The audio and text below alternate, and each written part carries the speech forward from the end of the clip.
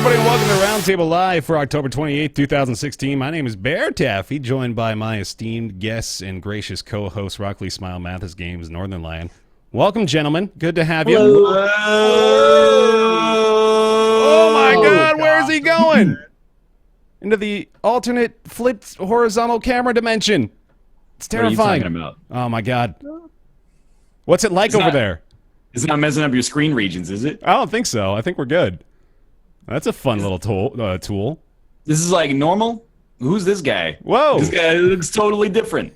It's Nega Northern Lion. That is very odd. That like the face proportions are slightly different looking in the other direction. They are a little bit, aren't they? Yeah, it was throwing me off.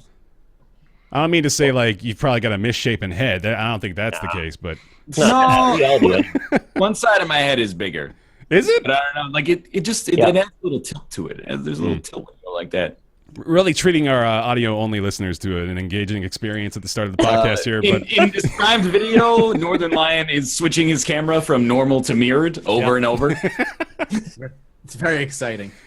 Oh, man. We got a good show lined up for y'all today. Docket includes Evolve is no more. The development has ceased. Turtle Rock has sent out a final message to their community. We're going to be talking about that a bit.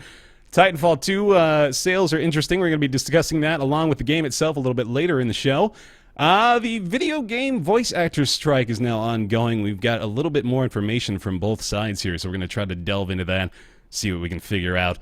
The Hello Games Twitter account tweets No Man's Sky was a mistake. So we're going to do a little sleuthing, see if we can determine whether or not that was by design or maybe just a happy little accident. Yeah, also, they were just being honest finally. Finally, right. Hot take, man. Thanks for the No Man's Sky dig late October 2016. Nice. VR headsets in development from HP, Dell, and Lenovo with retail starting prices of $300. Really interesting there, too. And the Nintendo Switch, according to a recent report, will feature a multi-touch capable 720p display, which may make it a little more enticing, I think. Also going to be discussing the Gwent beta. It's closed beta at the moment, right? So it's invitation only right now, and Mathis got lucky enough to get an invite, so he's going to tell us a little bit more about that. Along with Titanfall 2, as we mentioned earlier, and then we're going to be talking some Civ 6 as well. And me and Ryan are going to discuss a game called Political Animals. And before that, actually, I just remembered for the third time, we're going to be talking To the Moon as well. Nick finally played it. Whatever game I propose is like, it just goes right out of your head. No, that's a 2 in a row thing that now you think is a pattern. No, it's rare. I maintain. I'll play a weird game for next week too, and we'll see. Yeah. All right. You test me. Hey, Dan told me to watch Sons of Anarchy last week, and I did. And I watched the first 15 minutes of the pilot, and it made me sad, and I didn't watch any more. But I want y'all to know that I can hold to my word sometimes, to a certain degree, a little bit. For at least 15 minutes. Yeah. until it makes me unhappy, and then I gotta get out of that mindset, you know? I played through all of Bad Rats. Anybody can do it. You did. You can make it through. Was it that bad? Okay, here's the great starting topic. We're adding to the docket. Was Bad Rats all that bad? It's an important conversation, man. All right, so the parts about it that I didn't like initially were the animations of the horrifying killing of cats. I didn't like that, and that is absolutely a thing that was running through the whole game. Mm-hmm. The game itself, kind of broken and buggy. It's supposed to be a hybrid 2D, 3D game, and sometimes things will just fall off the 2D plane, in the foreground, which makes it so you can't complete the puzzles, and also the physics aren't predictable. They change every time you run it. So those things were real annoying, but the concept behind it was not that bad. It reminded me a little bit of like Lemmings or Incredible Machine, where you're setting up a series of like Rube Goldberg machines to ultimately kill cats. So no, it's not as bad as I would have given it credit for, aside from the concept, which I just don't like the concept of inherently. People had pressed me on like what I'd give it for a review score. I was giving it like a 4 out of 10, which is better than 2. I think it's just sort of like a joke at this point that it's the worst game on Steam, right? I think there's probably objectively worse entries, especially. But they have you like pouring acid on cats and putting them in the microwave and cutting them in half. I'm like, that's not fun. What about Who's Your Daddy though? Who's Your Daddy is like a solid 6. I'll give you a solid 6. What? Okay, hold on. I've seen Who's Your Daddy, but I still don't know if I understand Who's Your Daddy. It's a game about hoverboarding on an ottoman into the sky and separating your baby's body and soul. Yes. Essentially, one person tries to play as a baby and tries to kill themselves, and the other person tries to play as a dad and protect the baby from killing itself. So if it eats too many batteries, you gotta like feed it oranges and stuff like that and keep it from drinking paint. Oh, okay. So when baby wins, he's managed to endanger himself beyond repair. No, kill himself. He died. All right. Dies. Yeah. I tried to sugarcoat it. Crucial parenting skills like shoving oranges down your baby's throat if it eats batteries. Oh, Yeah. bananas. Stop it from eating dog poop. But then what actually happens is that your dad picks you up when you try to run away, and then you fall through the entire scene and just end up in the default Unity editor template. And you just wait there until the timer runs out and your soul separates from your body and you experience tranquility. That's fun, man. There's a double standard here in that I seem to find killing babies acceptable, but not cats. Correct, yes. What's that all about? I think that's just all of us. They explored that in an episode of Atlanta pretty recently where one of the characters goes to a shooting range and he hangs up a dog poster instead of like, a human target. And he starts shooting it, and the people in there are like, what the fuck are you doing, man? You can't shoot a dog picture in here. It's like, what's the difference? You're shooting people. Like, that one says dad. That's way too specific. So I think we have an interesting standard as a species there, don't we? Yeah. Yeah, I really don't want you to kill cats, and for some reason killing babies in a fictional, silly manner is sort of funny. Mm-hmm. Well, I think it's because, like, adult cats are innocent, whereas all babies are innocent, but eventually grow into imperfect creatures that we hate. So, like, when you shoot a kitten, you're, like, depriving the world of a cat, which is a net negative. But when you, like, digitally speaking, when you kill a baby, you're depriving the world of an adult, which, one less car on the road. 50-50, Like, there's, like, an incredibly small percentage chance it could be the next Hitler, so you may have actually helped. Yeah. Right, yeah. You got to look at it from every perspective, man. It's important. I don't know about this. All right, well, I don't mean to deviate even further from the docket, but I do feel as though we have to acknowledge one thing before we move on here, and that is the fact that Vine got killed yesterday. Yeah. Oh, it's dead now? I thought it was just going down. Well, okay, so it's not gone permanently. In fact, you can still access the website and everything. They say that what is on there at the moment will be preserved. I don't know for how long that's going to be, but at the moment they're still available. But the company, I suppose, it's owned by Twitter at this point, right? Twitter bought them, I think, a couple of years ago or something. But yeah, they will no longer exist as a company moving forward. It's pretty monumental, I think, isn't it? Like, Vine was a pretty goddamn successful social media app, and now totally gone. Yeah. There's like some 1 billion visitors to the site a day or whatever. Yeah. But there was, if you look at it, like, logistically, there was no monetization being had of the video. So it was a giant cash sink for Twitter. Also, people, I think, are overreacting because we're going to see Twitter, and they already started promoting their own video services on the site, on Twitter. Mm-hmm. So it's just a way for them to be like, all right, well, this is making us literally no money. Let's go ahead and, move video over to Twitter, and we'll make money that way. Makes sense. It's funny they didn't just decide to use that name and just say now Vine is on Twitter, and they're inseparable now. They just make a Vine button within the Twitter app, right? And if you want to do one real quick, you can just press it, make it built in within the entire experience. Yeah, and then we wouldn't have to talk about how Vine's closing and how sad it is, and instead we just go, oh, Vine is moving. Yeah. That's not bad.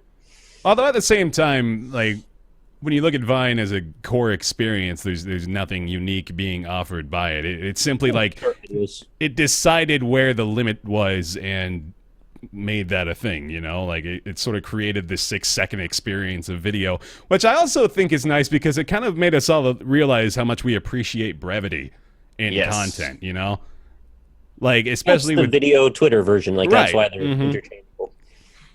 But yeah, it's a sad day for social media users everywhere. Rip Vine. A million memes cried out that day. It was really nice to see the Vine Hall of Fame basically all day on Twitter yesterday. A portion of Dan's soul withered. Yes. How is he going to communicate with us on Skype now? How in the world? Explicitly Kanye lyrics. Yeah, that's pretty much all it is at this point. All right, well, on to the docket anyway. Evolve is no more.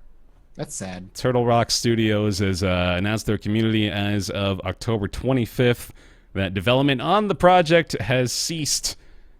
Posted a very heartfelt message on their forums. I'm going to just change it from Rip Vine to Rip Evolve, I guess. Jeez, this is a depressing docket to start off with. But just included messages such as, "This is the life of AAA game developers who aren't self-funded and don't own their own IP.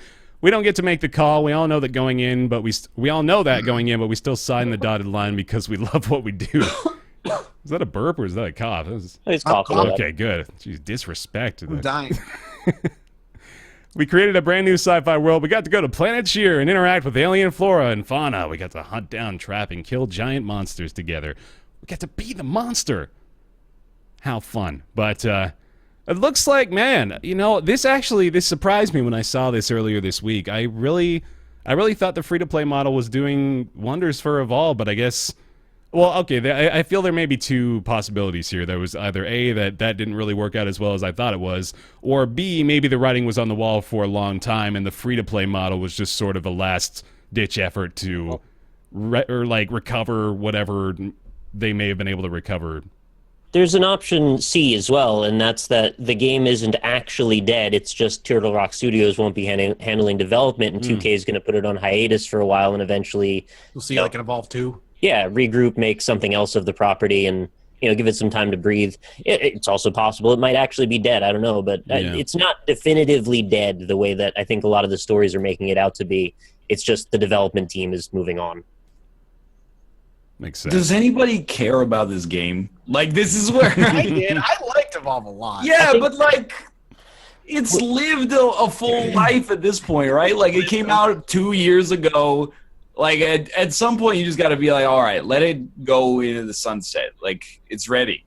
Yeah, I agree. I think the only reason we're even talking about this is just because it's been sort of a continuous narrative for Roundtable that we talk about Evolve stories for whatever reason. I just worry that, like, we're playing into this, like, recursive narrative in the industry, and feel free to pull this video if they pull support for Battleborn at some point within like the next year and a half or so. We make like all these news stories up about how, oh, look, it's not doing well. We kind of like punch it while it's down.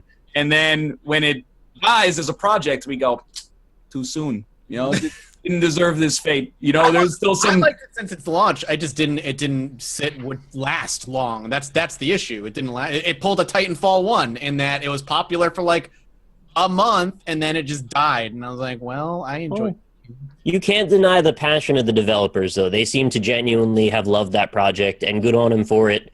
I can't say that I'm on board to the same degree they are, but, I appreciate when people really enjoy what they're making. So, correct me if I'm wrong, but I feel like Evolve had a pretty huge amount of time in the spotlight, like back before its release. I remember there was a lot of hype about it. The PAX game was like giant, and it clogged up the freaking hallways. Again, the death knell to that game was the millions of DLCs that launched with it. The 7 different packs you could buy at the start, and the monsters that were locked off, and you had to purchase like collector's editions to get access to. That killed Evolve right out the gate. So really with that in mind, then I think just like addressing kind of the reason why we're even talking about this is that I feel as though it sort of was supposed to be a bigger launch, and now we're sort of just watching it come to a close at this point, and it's just very interesting to consider the entirety of the lifespan of it in regards to what's happened today, So it's very surprising to me, like even through all this, that big issue, that big error was enough to more or less topple it completely, right? I don't think they ever really recovered from that. I don't know that you can, honestly. Yeah. Like, it would be mostly unprecedented, I guess. I feel like hype is awesome from a marketing standpoint until you have this huge audience of people that are listening to you, and they all turn on you for the same reason. Sure. It happened with No Man's Sky for different reasons than it happened to Evolve. But people will, if they find a reason to hate your game and it becomes like a meme to hate your game, you're fucked, and you're basically fucked forever. And then everybody was happy that Stage 2 came out, and we played some Stage 2 on the show, and it was fun. But definitely, I feel like that's less of like a recovery than it is like this is the last thing you see before you die. This is the last gasp. Yeah. But it's easy. To be fair, it's really easy to say that now that the project's been canceled. Back then it would have been harder to call for sure. I could feel the momentum slipping regardless, though. And, I feel for the people on Battleborn as well, because I keep getting emails that are like, new character coming to Battleborn. It's like, oh, guys, sorry, you're still working so hard, and this has already been over. There's like 200 players a day on Battleborn at most, I think. Yeah, but anytime any news comes out about Battleborn, it goes to the top of our games in like 45 minutes. It's like 5,000 upvotes, and all the armchair business analysts come out and say, well, the way that I would handle this project is... Like I don't mean to be too cynical about it, especially because we're doing exactly the same thing by like having no expertise in running a show in which we pretend to have expertise in this area. Yay! But like, I grow tired sometimes of this like, armchair business analyst, and then when the project gets canceled, we go, bummer. We just do a lot of. What we can do is compare it, right? Like, so Battleborn clearly can't compare with Overwatch in terms of like what they're trying to do sales wise. And one really successful example is Paladins on Steam is doing really well because it's a free-to-play, poor man's Overwatch in a way, I guess, is how people look at it. But however you look at it, Paladins is doing exceptionally well on Steam. And Battleborn, we can say Battleborn should have done that, but they didn't. And now Paladins is there, and Paladins is you can shit on Paladins and be like, it's just a rip-off of Overwatch all you want. What are you talking about? It's still doing. You're not wrong in a lot of ways, but it's still doing really well because it's free to play. Indeed. Yep. Well, I mean, it's I suppose just proper to acknowledge sad day for those who may have lost their jobs and all that, but best of luck to them. They got other projects. They're moving on. Yeah, they've got other stuff going on. It's a big company. I'm sure they'll find a place. I'm very like pro Turtle Rock, and I think in the end, Evolve was a better concept than it was a game. But that's cool, man. Mm-hmm. Like at least that's not like they didn't just make like a bad AAA first-person shooter. Like they tried something new, and it mostly sort of worked out. And the reasons it didn't seem beyond their control. So. Yeah, I think that's kind of what they were getting at with the line about this is the life of the AAA, like we kind of submitted our idea to the powers that be that were going to be able to provide us with the backing to get to the amount of people we wanted to get to and to get this big idea into a real game, at least it's not. Again, I don't mean to fucking beat a dead horse here, but it's not a No Man's Sky situation where they're like, hey, we've got this fucking awesome Be the Monster game, and then it just comes out and it's a total piece of... Okay, I'm not going to say it's a total piece of shit, because then I'm really drawing a bad parallel, but, it's a great idea, pretty good execution, but unfortunately hampered by some negative press and then a whirlwind of issues that resulted in its demise. But there it goes. Evolve. Rip. Next up, the video game voice actors strike. Currently ongoing. There are some interesting factors to this issue, and it's one that I am definitely concerned about appearing ignorant on, and that is because I basically am. But as far as its relevance in the industry, there are some topics that we can probably contribute to. Looking at just sort of a summary of what this is all about, I think it would be relevant to discuss the four things that SAG-AFTRA, which is the union representing the voice actors in the gaming industry, the four more or less demands that they're looking for from publishers. The first one is that SAG-AFTRA demands residual payments for games that sell well. They want every member of the cast above a certain threshold. I think it's something like 10 or more total recording sessions, something like that, would receive residuals for game sales starting at 2 million sales and going all the way up to 8 million sales. And this is one that has got a lot of people on the fence because it sort of makes sense, like if the game does well, then the performers should probably receive a bonus for contributing to that success. But at the same time, you have to look at the other side of the coin, which is the people that worked on the game probably deserve a bonus just as much, if not more, than, for actually creating the the game itself. So, but is that the voice actor's responsibility to worry about what happens beyond them? Mm-hmm. Yeah, that's the interesting position to take, because I think a lot of people have posited that this is more or less giving game developers and other people that work on games an opening to kind of pursue unionization and attempt to make their working conditions better as well. So what do you think about it? I think that, running down the other demands, I suppose if we want to take the entire thing into the picture, that would be better for formulating a full opinion. But let's list them out real quick. So the second demand is SAG-AFTRA demands full session pay and a maximum of 2 hours for vocally stressful work, which is sort of a judgment issue, because you got to ask who determines what is considered vocally stressful work, who makes that call. The third one is that SAG-AFTRA demands a stunt coordinator to be present for all motion capture sessions, which has basically been agreed to by both parties. Is pretty reasonable.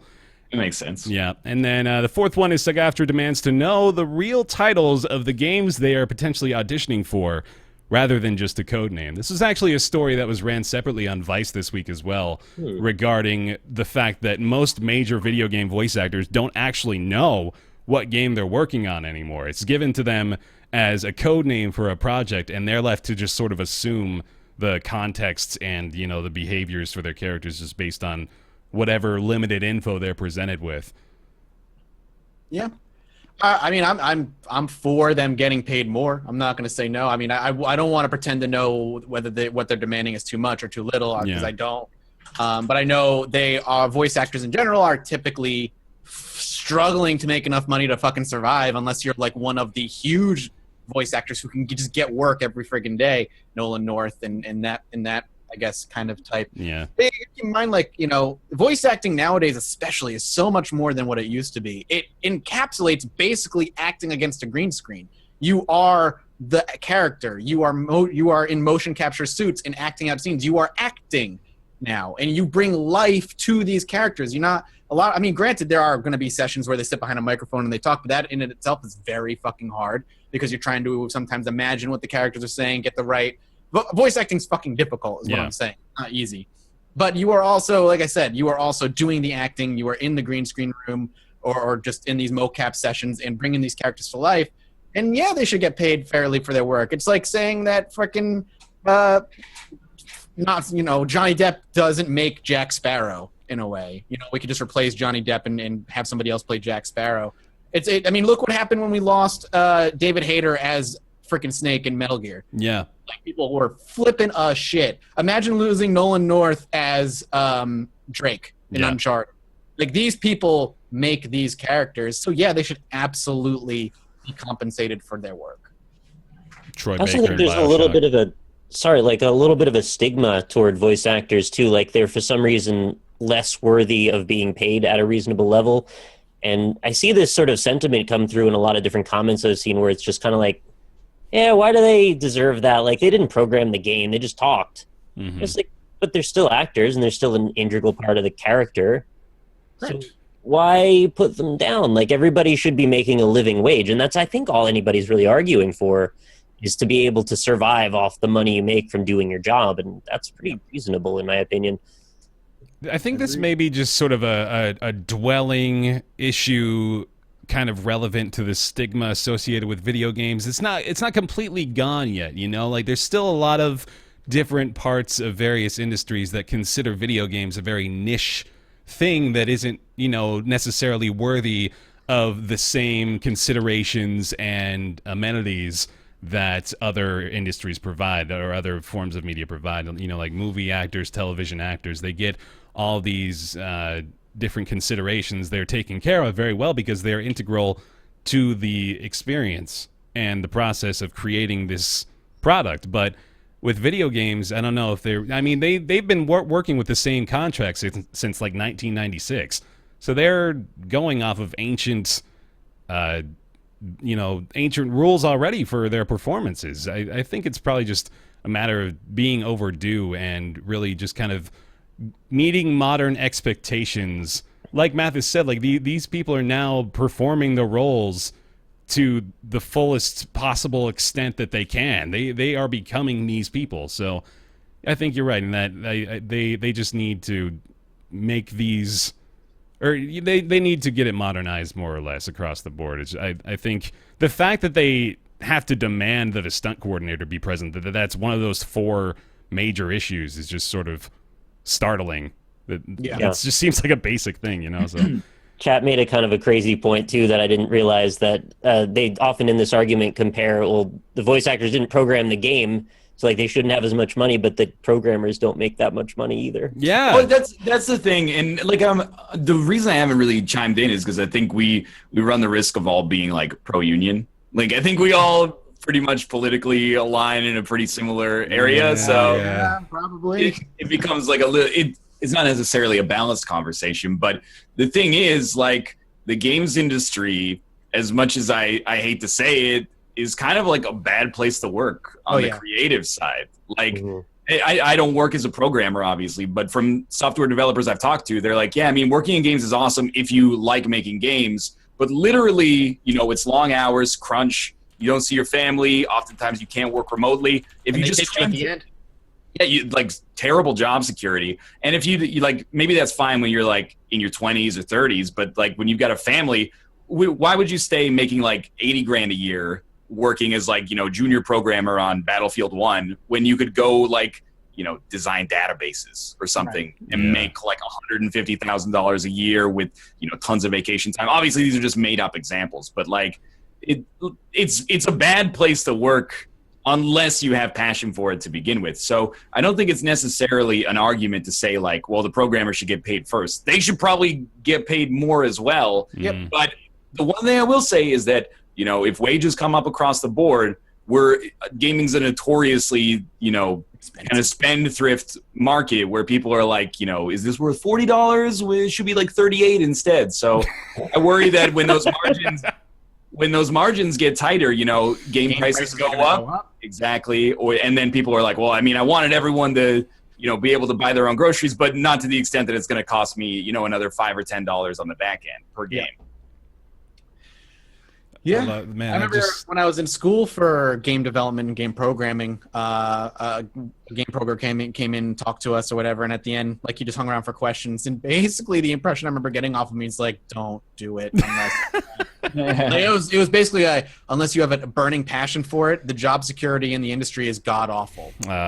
It will basically, like, what happens is you'll be part of a AAA game, and then by the end of the development of the AAA game, they slash the team by 2/3. Yeah, get rid of all the people they hired for the game, and now those developers who were getting paid a salary now have no job, and they have to go find another game to work for. And because there's so many people who want to be in the industry, like, you're dime a dozen. Like, people can be picked up and thrown out so easily. It's not worth it. I can't remember if it was Rise or the Order 1886, but I'm pretty sure it was one of those. Like, just before release, they tweeted, they're like, here's like the 300th dinner that we've had to have in the office while we were working on this game. And you're like, that's 300 nights where, like, everybody on the team, like, didn't go home and spend time with their family, and then the game comes out and it gets like 5s across the board from reviewers who get paid like $25,000 a year to review this and like have it on my desk by tomorrow. We need those clicks. We need those clicks. Were they the ones that were bragging about how many hours of overtime they did? Yeah, that's the one I'm referring to. Of course, it's like every few months you see these horror stories on Kotaku. Like, you won't believe the human cages that Bethesda keeps their artists in. It's madness. Interesting. Yeah. You picked Bethesda. Oh, my goodness. You know what? I don't even have that article up, but we do need to talk about that as well, the Bethesda one-day review policy. Should we just make a natural segue there, I guess? I think it's probably appropriate to do so. So Bethesda has basically come out and said that they don't give a fuck anymore. Bethesda's review policy. In so many words. Yeah. It's well, they're not beating around the bush about it is basically what I'm saying, and that they are stating that they will now only be providing press advanced code 24 hours prior to release. That's going to be an ongoing policy now, which will apply, of course, to future releases, including Dishonored 2. I suppose it included Skyrim Special Edition, which came out today. I don't know if anyone. I don't really think any of us got codes for that. I don't know if they were even giving them out to begin with, but that of course will apply to all their future releases. So, thoughts on this policy? Thoughts on this position? Their justification for why this is a good idea is, number one, Doom came out 24 hours before. Stop saying Doom. No, go ahead, Nick. Sorry, I didn't mean to Yeah, interrupt you. no, it's just like that was it. They said this game came out and was good, and we only gave press 24 hours. So for some reason, that makes an equivalency to other games that will also be good because they were also published by Bethesda. I don't really understand the logic there, but they also use the reasoning that it will be better for everyone because we all get to experience the game at the same time. As if NDAs and embargoes aren't a thing or something. Like, it's all really shady reasoning that doesn't make any actual sense. And if you know how the actual process works, it's to everyone's detriment. But I'd love to hear everyone's opinion. Go ahead. Same. If there's somebody who it benefits, honestly, and I'm not saying this to be greedy, it benefits content creators like us because we're going to be there. Viewers hold on. now We got a frozen Mathis. One sec. Hello? I think he's back. Yeah, He's I back. think you're back. Okay, go ahead. Okay, that was weird. It benefits us as streamers and YouTuber content creators because now reviewers have to fucking power through a game in a day, or we can turn the game on and stream it immediately. Yep. And we don't have to think about it. It literally is a huge bonus to new media like us. Well, it fucks over old media. And I'm not saying it's a good thing. I don't think it's a good thing at all. I think reviews should come out all at the same time. They should have a week to work with it while we stream it on the same day that the embargo lifts as well. But now it just benefits us. Now I agree. Like I at least thought that we had a nice equilibrium where like I was already like, it's way nicer to be on this side where when the game comes out or the embargo pops, you can just post up a video where you shoot the shit basically, like just off the top of your head. Whereas there are like actual journalists who are playing through the game for like 30 hours and writing a well-reasoned review that kind of serves as like a buyer's guide. I was like, this is an okay equilibrium right now. The fact that the reviewers are getting squeezed is very surprising to me. And I'm like, it's already like I just don't see the idea that this could be good for anybody except us. I mean, like it is true that maybe more people will look to us for stuff on Bethesda products, but I don't necessarily feel good about it. Do you think Bethesda made that consideration in this move?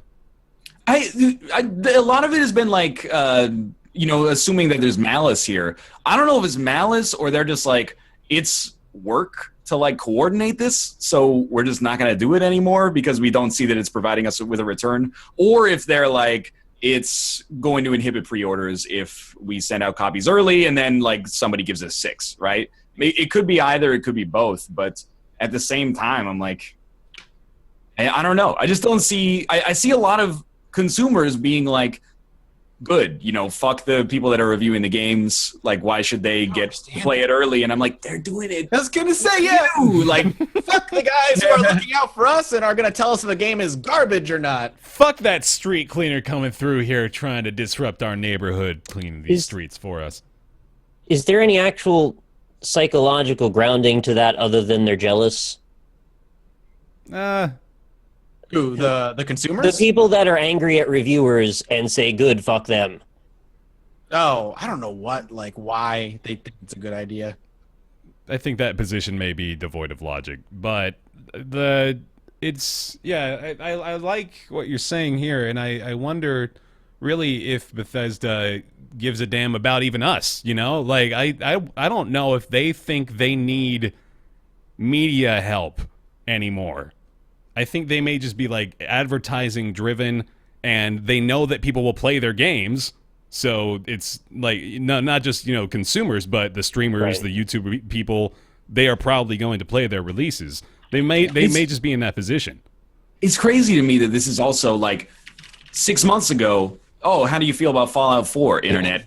Oh, like, Bethesda betrayed us. They can't develop a Fallout game. Like, we were sold kind of a lie or promise that didn't come out fully realized. And then the same company is like, we're not going to send out copies to reviewers until 24 hours before it comes out. And they're like, you know what? Doom was great, so I'll give you a pass. Every time. It blows my mind now. It doesn't matter the company. If they don't hand out review copies and like, sorry, no review copies, the internet's like, well, Doom was great.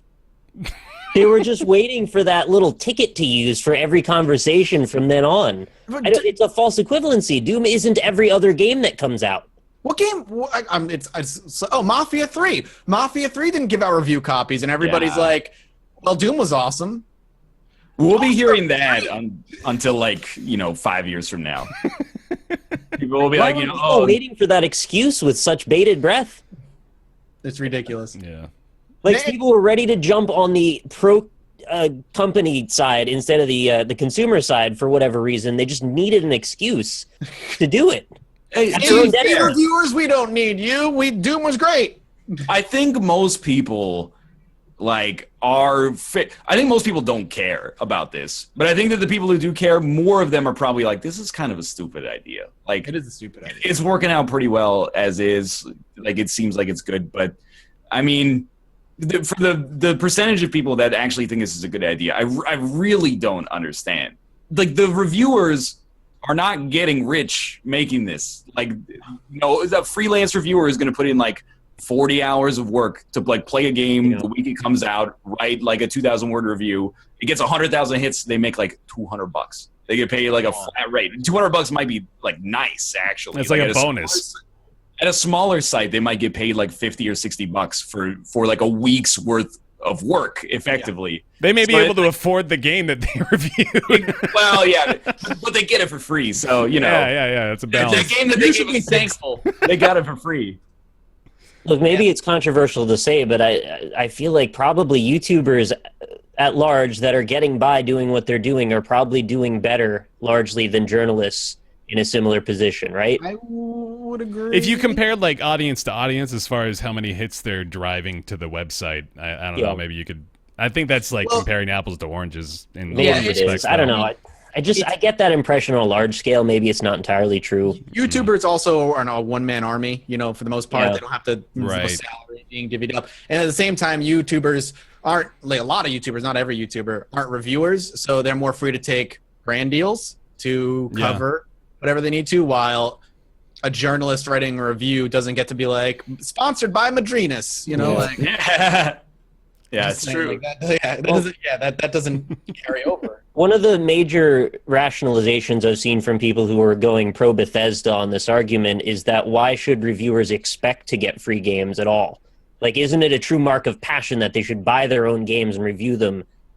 Like, I think people don't realize that the consequence of that, from my perspective, is that all you end up with then is enthusiast journalism. You end up with this culture where you're like, I don't want to read reviews to see if this game's worth buying. I already own it. I just want to go see this guy's review to tell me why the thing that I bought is good. Echo chamber. Or to see why I should hate them because they have betrayed, my trust as a consumer, which I think is like a super bummer. But I do want to not blow that out of proportion. I still do think that most people that I've seen responding to this are like, that's kind of a shitty thing for Bethesda to do.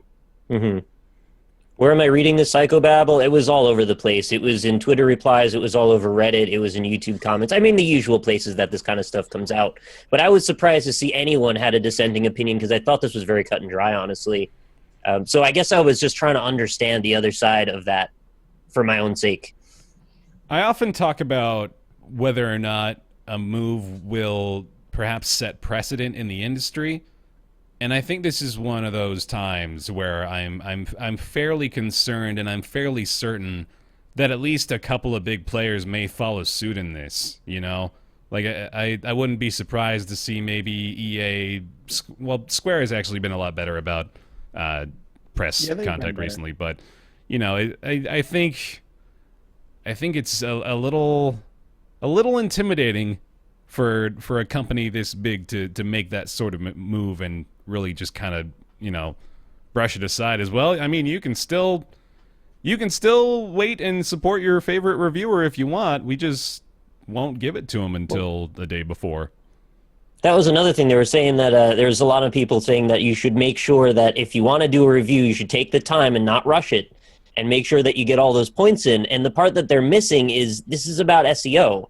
You've got to be out the day the game is, or you're not going to be relevant. Yeah, you're relevant immediately after. And when YouTubers are able to hit SEO the day of, you're basically furthering the degradation of that entire, traditional press junket. Like that just might go away if they no longer have the option to stay competitive. Yeah. So it's not reasonable to tell them just wait a week to release it. There are exceptions that can get away with that, largely personality-driven critics, but there are many fewer of those than larger press groups, I would say. If we, play along with me in a hypothetical here. Okay. If we were money-loving, scum-sucking bastards, didn't give a fuck about anybody's humanity, would we be stoked about this? Is this the first step toward as YouTubers? Yeah. Is this? I don't think it matters. No. Like, not to come over the top here, but I think like 4 years ago we could have that conversation and be like, sick. We're like totally eating their lunches. But now, like, there's YouTubers that make like $8 million a year. Yeah, there's a few of them. Yeah. And then, like Nick was saying, like personality-driven YouTubers, like the reality of the situation is any of us could post a video of a game that came out like 15 years ago and be like, it's still going to do okay. Yeah. Whereas if like IGN posts like a little video of Gex 2 or something like that, people go, oh, what are you doing? Like, where's my Titanfall 2 guide, right? Like, because we're personality-driven, like our content's personality-driven, we're okay there. And I don't think it's really... if it's good for anybody, it's good for us, but I don't think it shows like a meaningful increase in our bottom line. No, I agree. I think it benefits us in a most minuscule way. Basically, more than anything, it just doesn't affect us at all. Well, I don't like to think about the idea of more formal critique going away ever. Yeah, I agree. I don't want to. And I actually really respect and aspire to that level of coverage. I don't do it because I don't think I'm necessarily always qualified, but I do it in my own smaller way sometimes. And I would hate to see that become impinged on because it doesn't suit the benefit of these companies. And that's sort of what I was thinking about too. Is I love and appreciate this form of coverage still. I really want it to stick around, and I hate to see moves like this that hurt it. But I also was struggling at the same time to think about whether or not I benefit or I am losing out on anything because of the traditional coverage still. And I really don't know if there's much correlation at this point.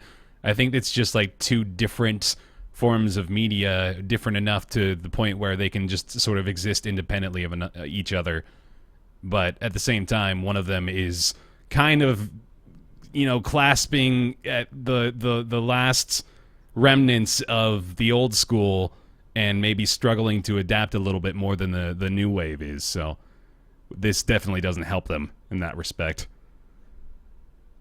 Anyway, I think like I don't really worry about precedent because I think at least my impression of Bethesda, as long as I've been in contact with them, was that they're kind of like they just do whatever they want. Yeah.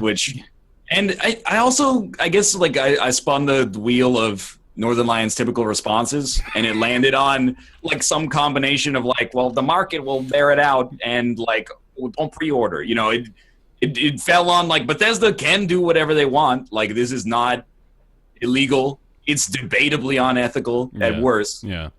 And I do think that the best thing a consumer can do if they don't like this decision is to be like, well, okay, I'm not going to buy Dishonored 2. I'm not going to Google when does Dishonored 2 unlocked. I'm not going to get the Steelbook for Dishonored 2. I'm going to wait like 72 hours after it comes out, watch footage, read reviews, and then be like, okay, if it's good, I'll buy it. Yeah. You made a good game. But if it sucks, at least I didn't get roped in by press being sort of strong-armed. But I don't really worry about other companies doing it. Because if they do, it doesn't really affect me. As selfish as that is to say, we have no problem just cutting publishers out if we have to. Like Titanfall 2 codes came in and they were duplicate. I'm like, well, I guess I'll play Owlboy instead. Like we're kind of spoiled for choice, right? Yeah. But it's not fair from a consumer standpoint, which is why, as Nick said, I am surprised to see some consumers being like, this is a good thing. Yeah. Any Roundtable superfans out there want to create some fan art of Northern Lion's wheel of typical responses, by the way, I really appreciate that. I definitely want to see it. I'm a little surprised to see the pushback on traditional journalists too, like that there's very few people that anyone seems to have any appreciation for in their writing nowadays. And I think that's largely because of so much other context that doesn't have to do with gaming journalism specifically.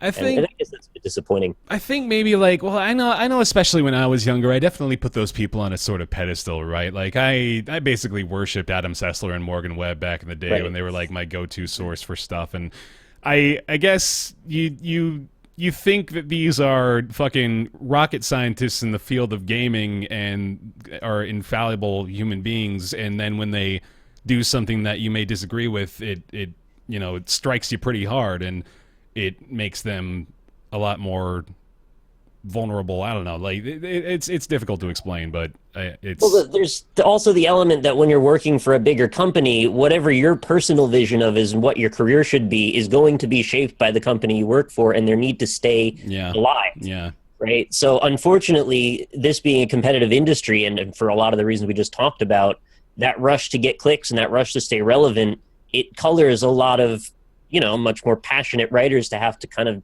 dumb down their content to stay alive on the internet. Sure. And I think that unfortunately people get a bit more stigma than sometimes they deserve over that, just trying to keep their job and making calls that they aren't even responsible for making a lot of the time. So not that they entirely get a pass either, because I'm sick of some of the stuff they do too, but also, decent writers can be decent writers regardless of the situation. Mm-hmm. Yeah. All right. That's Bethesda's early review policy. On to No Man's Sky again. Oh, boy. It's fun times. The No Man's Sky podcast with Bear Taffy, Matt's Games, Northern Lion, Rock Lee Smile. The No Man's Sky official Twitter account. It's the Hello Games official Twitter account. Earlier today, quote, No Man's Sky was a mistake. It's a tweet that maybe a few of us thought might come at some point. Definitely did not really expect it to see the light of day, but there it was. Quickly deleted, of course. The screenshots remain. And I don't know if the argument is settled yet of whether or not it was maybe actually Sean Murray that made the post. Hilarious. What do you think? What do you think? Is there a chance? I don't want to speculate. I mean, there's a chance it was a disgruntled employee. Who that employee would be, who knows? Because you see the email that was sent out as well? Yeah. I didn't read it, no. What did it say? There was a big old, what looked like a press release about how disappointed they were with the release of the game and how they were shocked by, the incredible pushback against it. And how they were rushed by Sony and meet up to their expectations and blah, blah, blah, which is the real meat of whatever. Basically, it was just well, no shit, we all knew this already. Thanks for admitting it. But it might have just been a hacker. That's the thing, right? It could have just been a hacker. Could have just been a hack, claiming they didn't have two-factor authentication on, which is a possibility. We won't know. The story is that we don't know what the meat of this story is, because as with a lot of these things, a lot of it's still up in the air right now. They're going back into radio silence, as far as I know. Yeah, multiple different diverging paths in this branching dialogue tree here. Were they hacked, or was it just that? Was it someone being bad? Just a fun little update. Those of you who are still following our No Man's Sky live blog. There you go. I will say, I went back. Apparently, the subreddit's not deleted. No, it's back. No, they brought it back. Yeah. The consensus on the subreddit has been man, the game was $60, and most people are not happy about that. But the saga has provided priceless amounts of entertainment. So it has utterly destroyed the reputation of Hello Games. Through the drama, people have gotten their money's worth almost, maybe. But it just it never ends. And of course, we don't know if it was hacking or a disgruntled employee or whatever. I lean towards the Occam's razor, which is LinkedIn, let 300 million passwords out into the wild, and it's a pretty simple mistake to just not have two-factor on. But the story for me is that people are well, I mean, you logged back into the Twitter to tweet that you're not hacked anymore. Could you just say something? But they're no, back to work. And then he was joking about it on his own account. He's something we're binging Mr. Robot episodes as quickly as we can, looking for answers about the server hack. If it was anything. You're I get it. Yeah. You can joke about it, but it's very tone deaf when people are mad at you. It's not going away at this point, and it may eventually. If they lie low long enough for a time immemorial that we have not seen, it's possible that people will get over it. But you could also just be like, I think if they just said, we're sorry that a lot of people are like not happy with this, and like here's what we're doing now. It's not going to make it better for everybody, but maybe we're trying. Then people would be like, 20% of people would be like, I hate you, and 80% of people would be like, at least they said something. Today's events, like I'm imagining it as there's the courtyard full of an angry mob, right, and then you've got the castle banister, the royalties able to walk out to. Sean Murray comes out to greet the mob, and he's just got a joke book.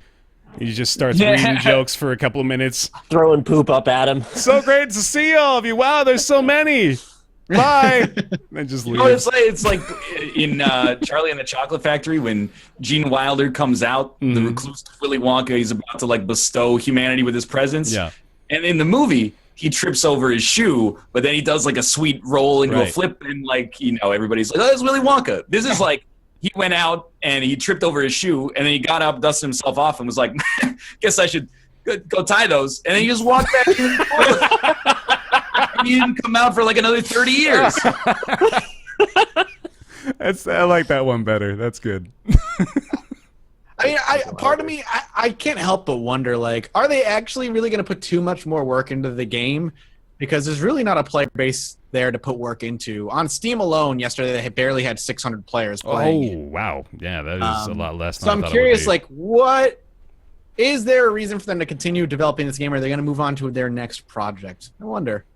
I really do. I mean, I can't imagine that Sean Murray in particular is ready to just let this die and move on with his life. Like, this was his baby. This was everything that he devoted himself to for like 4 years, and I think he's probably still taking it pretty personally, and like probably still having difficulty just getting through the process of dealing with the feedback. So I mean, every time we talk about this, in the back of my mind, I'm like, this is a real dude that's going through an unimaginable amount of pressure to try to make this product into what he promised, or just talk. Yeah, that's true too, but it's just talking's what got him into this problem in the first place. That's also very true. But there's an argument there, though, and I mean we've kind of hit this. We have.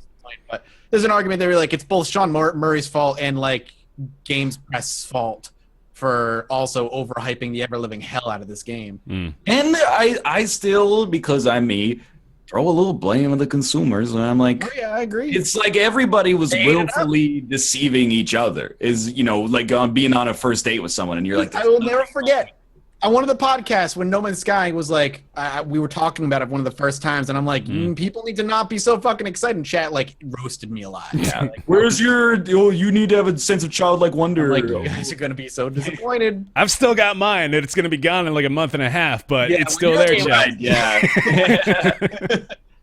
All right, we won't dwell too long here. Yeah, we've again hit it from every possible angle, but till they tweet again, we'll be back with a vengeance. Moving on here. I'm just gonna name this podcast when it goes on my YouTube channel. You won't believe what No Man's Sky said. VR headsets coming from HP, Dell, and Lenovo. We got some new info. We got some new info from Microsoft's Windows 10 event in New York City. Looks like all three of those companies, alongside a few more, will begin to get into the VR marketplace. These headsets in particular, they utilize, I think it's inside-out tracking. That's right. Which means that there is not a separate tracking device required to actually determine where the headset is going, what's going on with the controls and all that. Of course, with the Vive, you've got the boxes. I've actually got a couple of them right now up on my walls that you need to track the device. For the PlayStation VR, you need the PlayStation Move camera.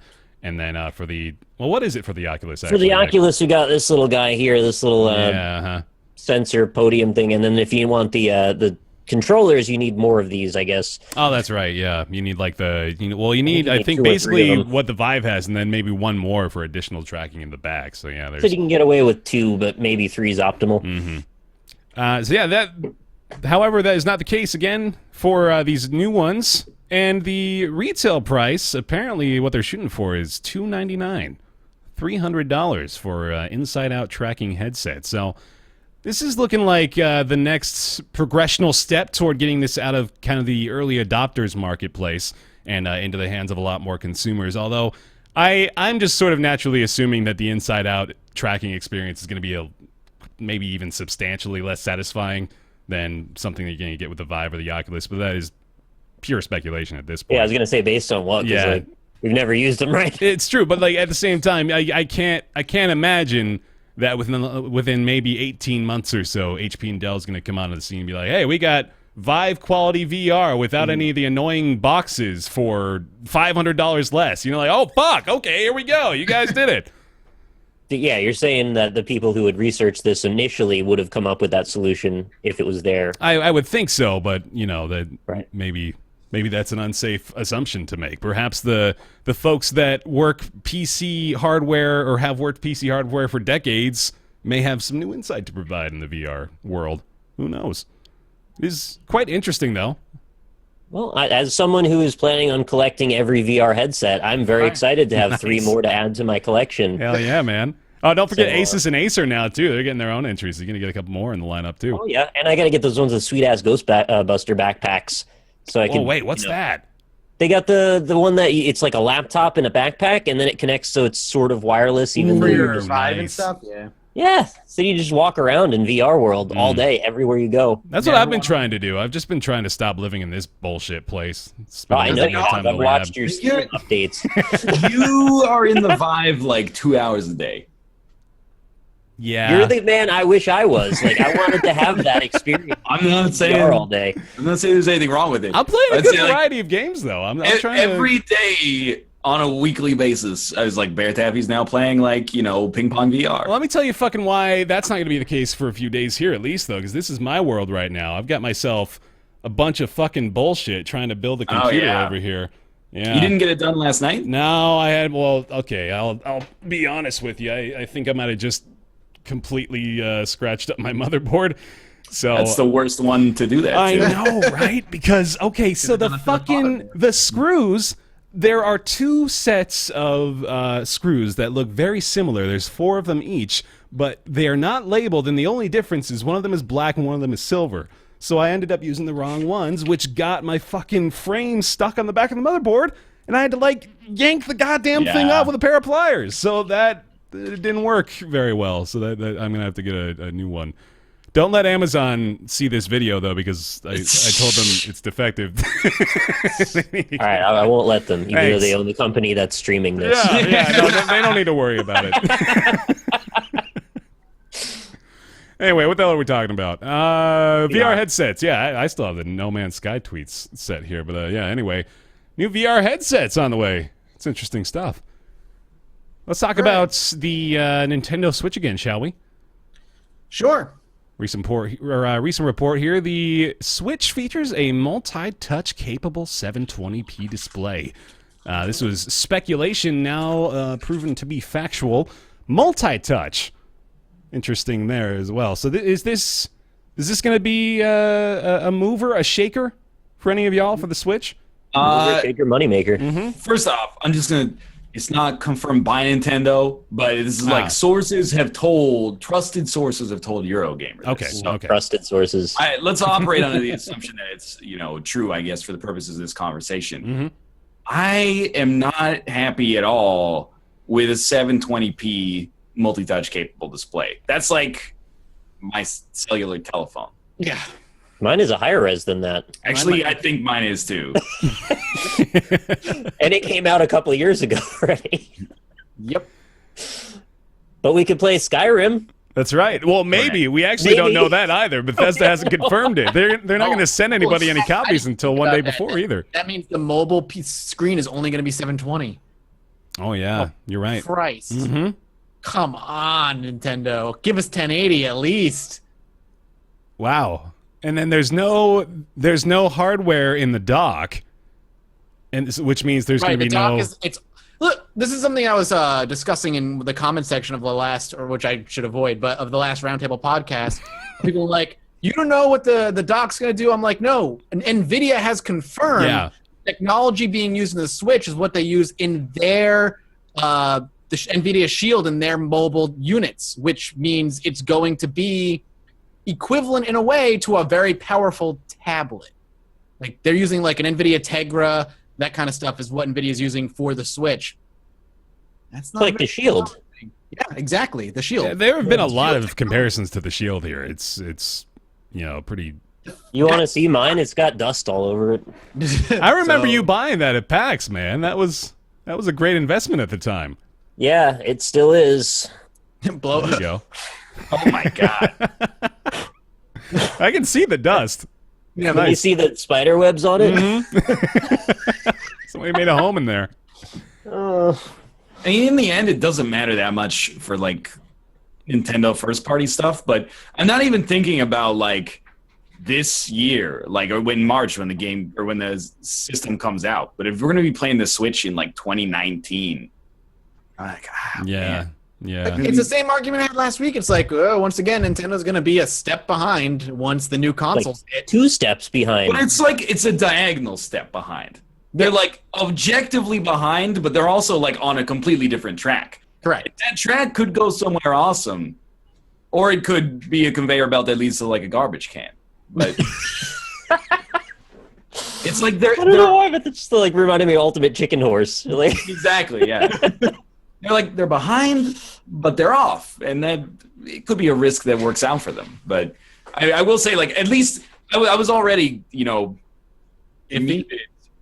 muted in my praise for the Switch, but certainly like a touchscreen that's 720p doesn't really move the needle for me. Yeah, like I'm still kind of like, all right, it's certainly it's a missed opportunity to make me excited, I guess. Yeah, I guess the selling point here for Nintendo is that the multi-touch has not been present in previous Nintendo devices, right? So like the 3DS, for example, never really had multi-touch functionality, nor did the Wii U's gamepad. So, you know what you can do with that? You can put 2 fingers on the screen, and you can rotate, and then you can move a map clockwise or counterclockwise.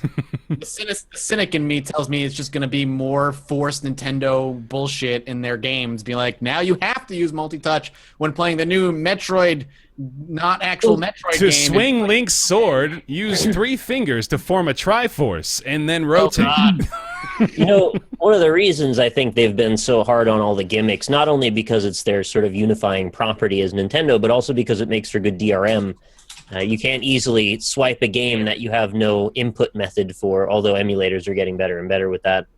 So I wonder often if that's like part of the rationale, because it does seem like they go hard on it in ways that just make no logical sense.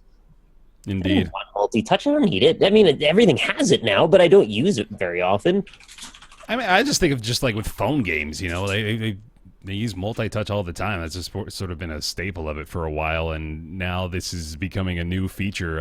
I'm not really sold on that, but this is not Nintendo trying to hype people up. This is a rumored, near confirmed report from multiple sources, so this is not exactly what they're trying to sell the Switch on, but we will hear more about that, at least from Nintendo come January. They should be revealing a few more tech specs, details. A price should be announced at that point as well, which will certainly be a mover and a shaker, depending on what it's listed at.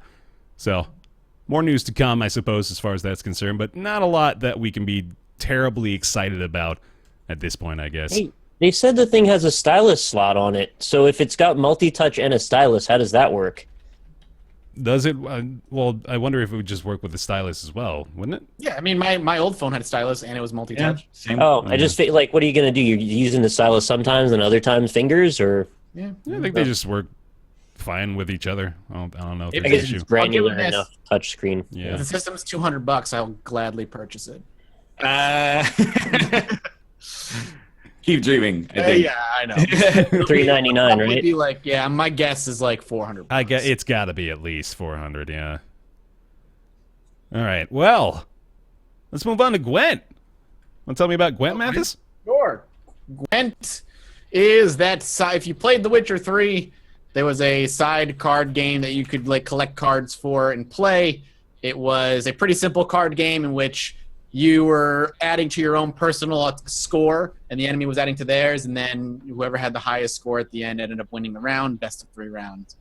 They took that basic card game played in The Witcher 3 and making it its own thing. which caught me by surprise. But then me and Ryan played it at E3 in June, and I think we were both equally impressed. And closed beta started for some people a couple days ago. I got my invite today.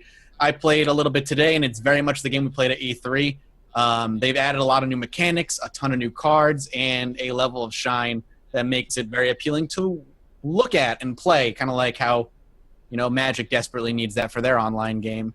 It's a lot of fun. If you've ever... Hey, Tomo, what's up, buddy? Just see him. Ryan, you're muted.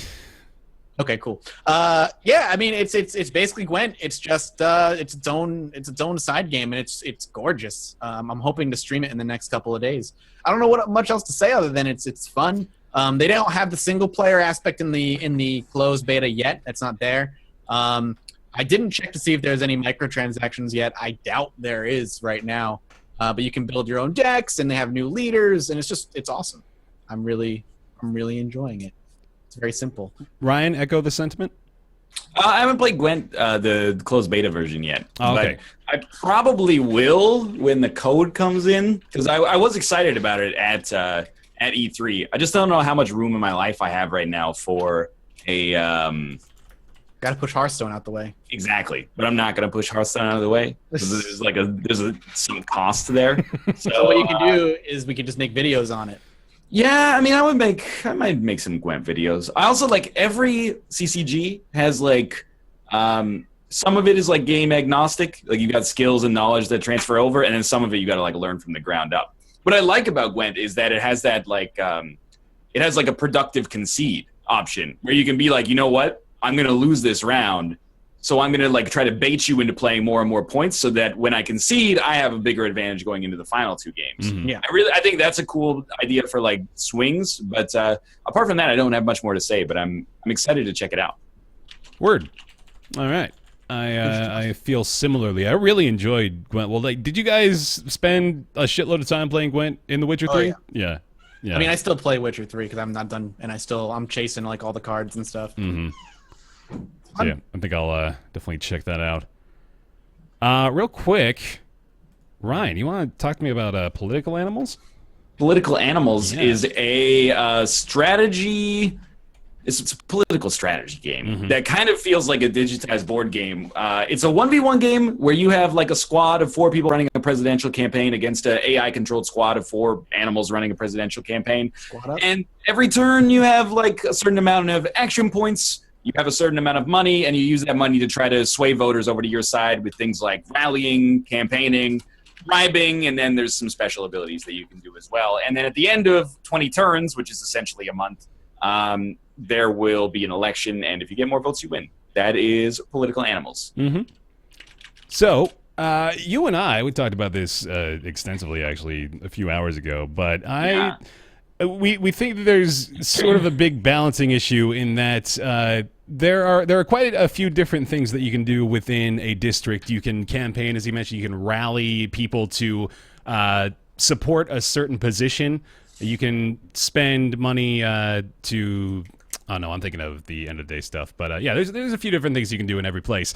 But one of them is bribery. And the bribing system is probably a little bit too strong. It seemed like with all this other stuff at play, the bribe was just objectively better, especially when you paired it with one of the special abilities of a particular character, which was to effectively negate the negative aspect of bribery, which was potentially creating more scandals in that area. So it was just unfortunate that there was that particular element that threw the balance off so much. But I ended up playing, kind of trying to avoid that for a good deal of time in my game, and I thought I had just a much better experience as a result of that. I think there's a really good core idea here with a bit too much at play, a bit too many possible variants, to the point where they weren't really able to account for everything in the balancing, and I think it shows a little bit, unfortunately, with the way it's played. Yeah, I mean, I think you look at it and you get an idea. You're the art style's kind of cutesy, and I'm really I like these games to begin with. I played the Political Machine 2016. I bought it with my own money, because it's stupid, but I enjoy it. Yeah. And it's also kind of like there's built-in knowledge there that I like. Like I know the electoral college. I know that New Hampshire is worth 1/8 as many votes as Texas when it comes down to it. To bring that completely useless, except once every 4 years skill to a video game environment is something that appeals to me. But the more I was playing, I was like, it's just politics as like an abstraction for these kind of like board game mechanics to take place. And I found myself getting frustrated and kind of like deaf to all the new mechanics. Like when I was playing the tutorial and it was like, well, you can rally, and rallying makes people care more about the issues that they already care about. But if they like overlap with your campaign, then you'll get more of a vote bonus. If you campaign, you give a speech and it costs you money, but you get voters onto your side. You can bribe, it creates a scandal token. Scandal tokens have a percentage chance every turn to tick into a scandal that loses you votes. You can make a gift to influential patrons, and then the patrons will increase your effectiveness in other areas of that state. You can, and then there's 3 different influential patrons. And then for each one of your people on your campaign team, they have a buff and a debuff. So some of them are good at campaigning, and some of them are terrible at giving gifts to patrons, et cetera, et cetera. And then I was like, man, that's a lot of mechanics. And I was doing really badly and losing over and over. And then I tried twice in a row a strategy that was just bribe all the time. Like I just go into a state, and I was like, 3 people raise money, 1 person bribe, and I just steamroll like the whole thing. It was like week 1, it was like, oh, it's a close race, and then week 2, it was like this guy's got like a 100,000 vote lead over the other guy. So it's just kind of like it's a little bit like Space Food Truck is actually not a bad comparison, except I like Space Food Truck a lot, and it's got online multiplayer. But it's the same thing where it's just like there's so many different mechanics at work, and some of them seem so much better than other ones that it's kind of samey. Yeah, like it's overwhelming, I guess. I really feel like if you trim the fat a bit on this, I really think you could just eliminate bribery, and it might even be a better experience. But I want to like it so bad, but there are just those overwhelming negatives that kind of tamper the experience a bit. But yeah, it's I think the fun idea there is that system of balance, the necessary trade-offs that you have to make in that sort of election setting. Like I really enjoyed that before I recognized sort of the game-breaking imbalances. I really enjoyed that I felt I had to make concessions in certain places. I really felt I had to logically approach this as, okay, he's got way too strong of a foothold here. It doesn't make sense for me to invest in this area, so I need to move elsewhere, blah, blah, blah, blah. So like I was encouraged by that at first, but again, like as we delved deeper into it, it didn't really hold up too strongly, unfortunately. I also feel like when you hear about this, you'll be like, oh, that's cool. So you can run like a clean campaign, but it's hard. Yes. Or you can run like an immoral campaign, but it's easier. But it really like that's not a design space that the game plays with in any fashion. Yeah. It's not like you won, but you're a bad person. Like, don't do that. It's like it's just easier. Well, like it's a self-imposed challenge to. It tries to balance it out with that scandal system, but like we mentioned, there's so many ways to basically eliminate that as a negative that it almost doesn't even come into play. And that's a factor in the game anyway, absent of the bribes themselves. Like, you get scandals from a few different activities. Even just like the random events that'll pop up can occasionally give you +1 or +2 scandals that you can't really do much about, so you're going to have to deal with that stuff no matter what. Yeah, I wonder if like there was maybe I still just end up coming back to just get rid of bribery, but I know that that's not really a very elegant option. So there's probably quite a few different things that would have to be considered. But I really feel that just the amount of features, the amount of different ways you can approach it, just sort of came back to bite them at the end of the day. It's almost like a little too clever for its own good. Yeah, but that's it's like me sometimes, where so clever, too clever. Like there's a good point, and then you just surround it with a little too much. It would have been better if you just got that little nugget of flavor across. Talking about your diplopia plays. Exactly. All right, well, that is Political Animals. It is not available on Steam yet, coming out in November. There's also no price listed yet. Do you happen to know if they... No, I mentioned that in my video where I'm like, I don't know. Yeah. Seems like it'll probably be $15 or $20. Okay, cool. Nick. Hi. Hey, let's talk about To the Moon. This is probably going to be a spoilery discussion, isn't it? Yeah, I think it will be, but, thankfully this game came out years ago, and I only just this week got around to playing it. Oh, you know what, man? We are 3 days away from officially being able to spoil it. It was November 1st, 2011. The 5-year window is nearly complete, Yeah. so I almost don't have to do this, but I am going to put up our spoiler tags just to make sure that people aren't going to get upset here. All right. Nick. So... when did you play it, just so I know? I played this... let me see if I can actually tell you the exact date. Hold on, I bet I could. Oh, because you recorded it. No, I think it's just No? Steam will tell me. Oh. I played it in 2012. Yeah, where'd you find that? I remembered doing so. All right. Access in Where'd you the find course that? of Where's your your mind. brain? I played this March 28th, 2015. Oh, okay, so you have a pretty fresh impression then, roughly. Yeah. Plus, I just watched you play most of it, too. Okay. Yeah, this game is very sad. Very sad. So be prepared for the sad boys in chat. The story focuses around two scientists whose job is to go into the memories of dying patients and let them have lived out their dream that they've wanted during their life. Now, I know it sounds like a bit of a convoluted premise, but they do sort of work you into it slowly but surely. And what you end up doing is you go into this old man's memories, starting at his most recent part of his life and working backward to his childhood to try to inception an idea into his childhood brain that then lets it grow and change throughout his whole life. So it's kind of a brilliant idea as far as games go. I haven't seen too many take on such an odd premise like that and actually mostly pull it off. In terms of execution, there's very little actual gameplay, though. It's largely an RPG Maker walking simulator. Yeah. You can think of it that way. You're mostly walking around, clicking on items, talking to people, listening to dialogue, lots of exposition. Very close to a visual novel, honestly. There's occasionally these goofy little mini games that'll pop up, but they're really just sort of for fun. Yeah. The only real gameplay element that's consistent through the game is the mementos, where in order to establish a link to an earlier part of a memory, you have to find an item, then find 5 supporting items that let you touch that first item and then do a little sliding puzzle to get into it. And then it lets you go a level deeper into the person's memory. So the concept, like I said, is you're dealing with a dying old man who wishes he went to the moon. And you want to understand his reasoning behind that so you can properly inception that idea into his mind. So you have to go through his past, and as you do that, you find out a lot of really sad things about his life, ultimately culminating into just an orgy of sadness. It just becomes just crying. Man, that was not the word I thought you were going to go for with that. The orgy of sadness.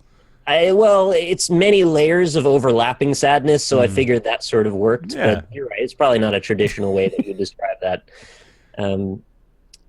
So what about it do you want to talk about specifically? Well, I don't mean to break it down to brass tacks so early, but I am curious whether or not you enjoyed it. Well, I had to spend a little time thinking about this because at the time I finished the game, I was a little bit torn. Largely, the experience, it was a great story, and I walked away from it going, well, did this really need to be a video game, first of all? Because there wasn't a lot of player autonomy in the whole thing, right? So it was this could have been presented pretty well as a movie or an anime series or a manga, and then maybe it has in some other form. And I couldn't really get to the point where I felt like this definitely had to be a video game for it to be most effectively told. But at the same time, it was a good story. It's why nitpick that much over it, right? Yeah. I mostly had a pretty good time with it. I enjoyed the characters. The writing was fairly well done. It was pretty for the most part as far as, RPG Maker games go, which this did look better than your average RPG Maker game. Yeah, I thought the presentation and soundtrack were fantastic. The thing that really got me, though, was the story was just so sad. I almost felt like I went through a trauma in my life after I finished it.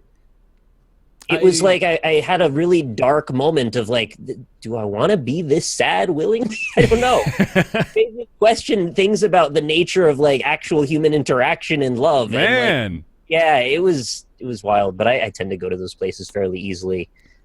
Did it trigger a response like that in you too? It actually did, and you know what? I don't think you're very unique as far as this particular game goes in that response. I think this game is excellent at eliciting that sort of response out of people. I think it's pretty unique in that respect too. I think it is one of the very few narratives that could have such an impact conveyed through RPG Maker, you know?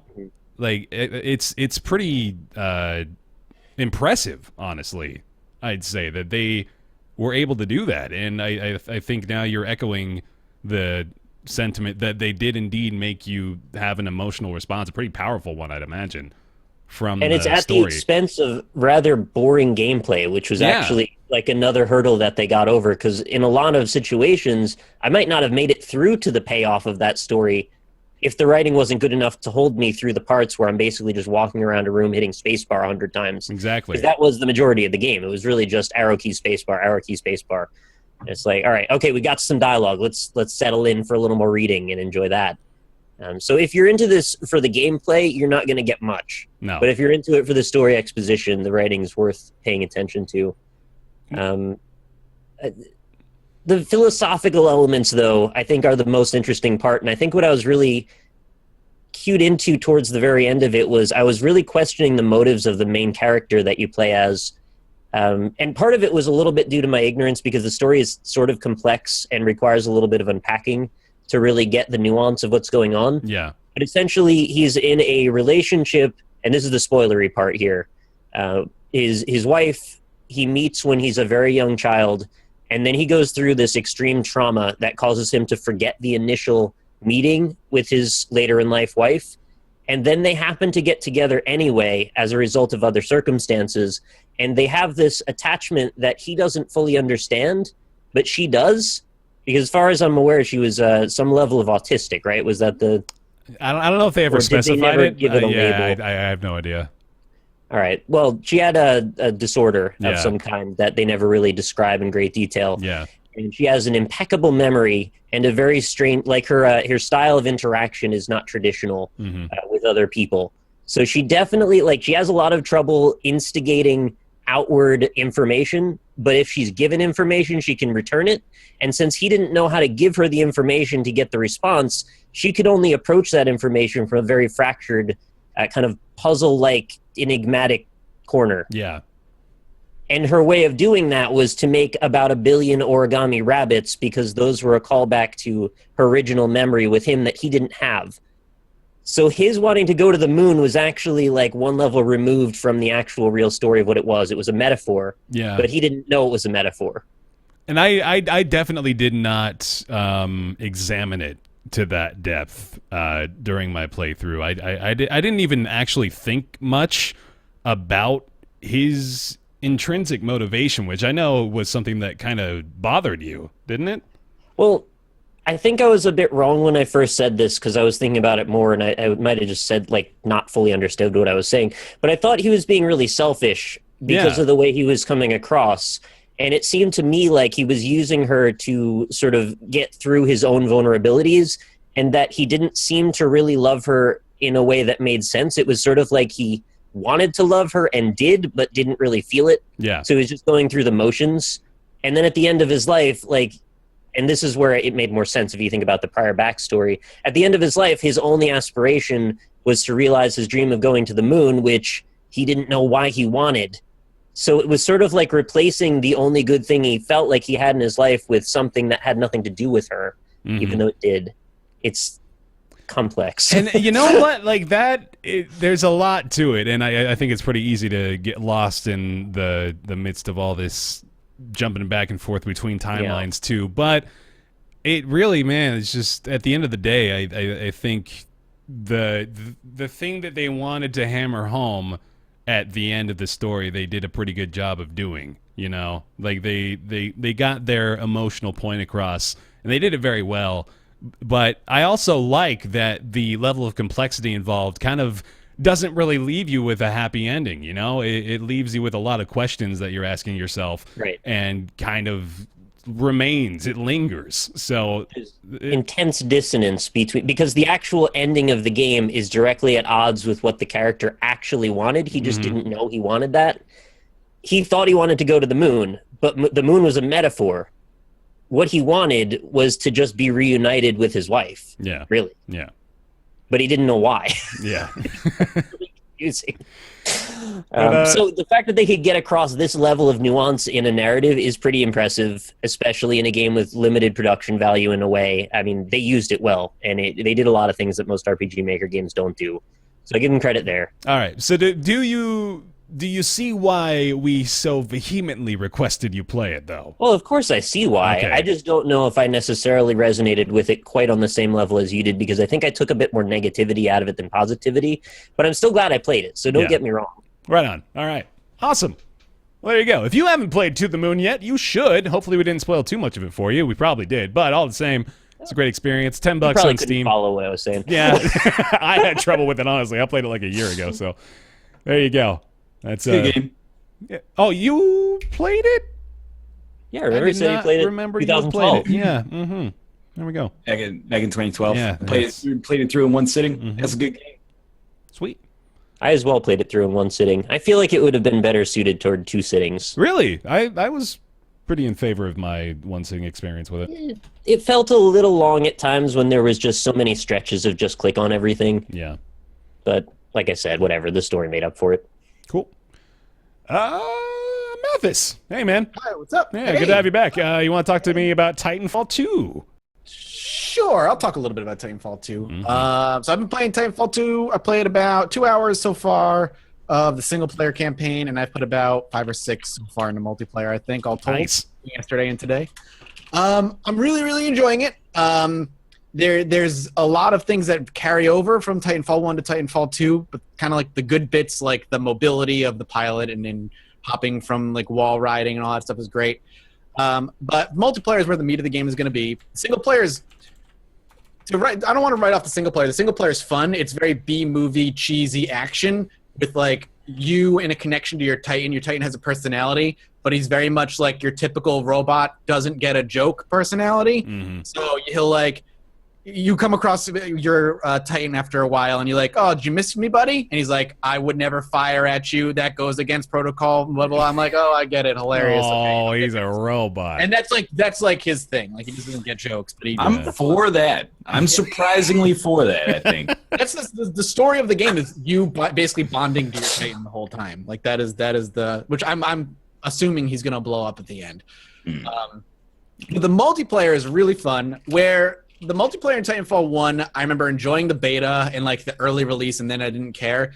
Obviously, it's too early to tell if that's not going to happen with Titanfall 2. But Titanfall 2 multiplayer, and specifically the Titans themselves, is much improved over the first one in that every single one of the Titans feels drastically different from the other. There are 6 Titans, I think, right now at launch. Maybe 7. I think it's 6, but it could be 7. And the cool thing is like each Titan handles a little differently. Some are faster than others. Some can jump in the air and like do airborne attacks and stuff. It's almost a little MOBA-esque. Each Titan has their own set of abilities, and over time, the more you kill and the more damage you take, you charge up an ultimate, and each Titan has a very unique ultimate that is dedicated to them. And each move and ability and ultimate has a very small tail before it goes off, so you can react in time to do that and avoid it or defend against it. And it adds a little bit more, like I said, variety, where from my memory of Titanfall 1, I think there were only 3 different Titans. They all relatively handled and played the same way, where that's not the case in this one. And there's actually 9 different pilot archetypes that you can unlock as well. Your Titan will upgrade, unlocking different abilities for each Titan. Each Titan upgrades individually, so that doesn't carry over. Weapons upgrade, which will unlock new add-ons for those weapons as well. And your pilot also upgrades. So he unlocks new abilities for the pilot himself, different boosts you can attach to him. And Titanfall 2 has 0 microtransactions, and all map add-ons and DLC will be free for the game. Yeah, that was the big news today, wasn't it? All that future stuff is going to be free of charge. That's pretty cool. And I don't know if it's true, but I want to say the maps of Titanfall 2 feel much larger than the maps of Titanfall 1. There is bits of downtime between combat. I remember Titanfall 1 being like a hectic go, always things are always blowing up, things are always happening. And while it's very action-packed still, there are moments where like, okay, I can see the Titans fighting off in the distance, but I'm not in the middle of it right now. I have to get over there. There's a lot more depth to the game so far from what I can tell and what I remember from Titanfall 1. I hope it maintains, because Titanfall 2 is released at a really awkward time, which I think we're going to go right into talking about. Yeah. Mm-hmm. Between Battlefield 1 and the upcoming Call of Duty. But I'm having a lot of fun with it, and there's like cool finishers, like once a Titan enters like basically the danger zone, if another enemy Titan comes up and presses their melee attack on you, they'll go into this really cool finisher animation, which is really neat. I'm having a blast with it. I want to play more, and I'll probably end up playing more today. I've only heard really good things, so it's pretty encouraging stuff. Yeah. Yeah, I'm into it. You can, so basically weapons and Titans, I see chat talking about it a little bit, unlock as you level. So like there's a Titan that will only unlock when you hit level 10 with the pilot. But you also earn in-game currency as you play. You can't buy any in-game currency. It's just earned. And you can unlock those Titans and those weapons earlier with in-game currency earned. So you can expedite the unlocking process for certain things if you play a lot. Yeah, and there's nothing wrong with that, right? I hope there's no negative backlash to that news. Yeah, I hope not. But I'm loving it so far. So. Sweet. Yeah, but as you mentioned, interestingly enough, Titanfall 2 sales are expected to be, quote, substantially disappointing, according to research from Cohen & Company. So much so that it is expected to offset how well Battlefield 1 sales have been up to this point. Even more interesting to note is that the actual number, the projected number here, is between 5 and 6 million units sold. And for Titanfall 2, that's a substantial failure. Or not substantial failure, but is considered substantially disappointing. Very strange. I look forward to like the day when, like we used to be like, oh, this game didn't sell well. And now it's like, it just came out. It looks like it's not going to sell well. Can we just like cut to the chase and be like, as soon as a game is announced, it's like, failed. It's a disappointment. Sorry. Do it in the boardroom.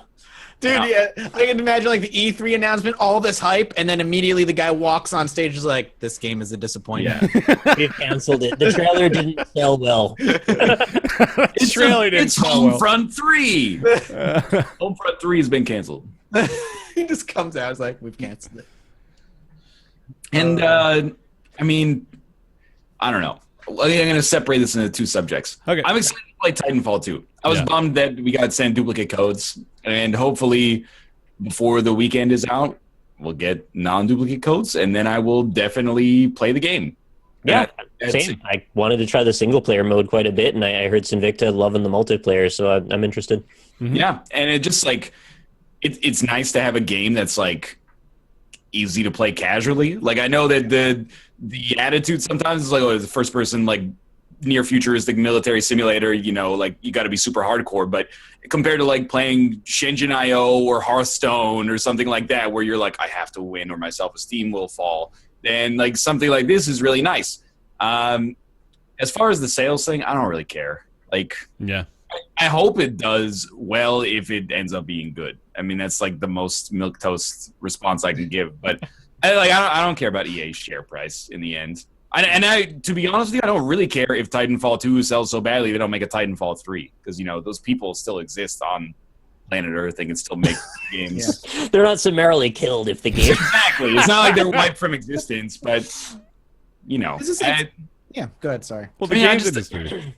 I don't care about like economics advice, I guess. Yeah, fair. Because I saw it was from like it was an investment banking company or like an auditing firm or something. It was like, we're downgrading EA from like a strong buy to like a neutral. It's like, why are there 40 news articles about this? It's all over.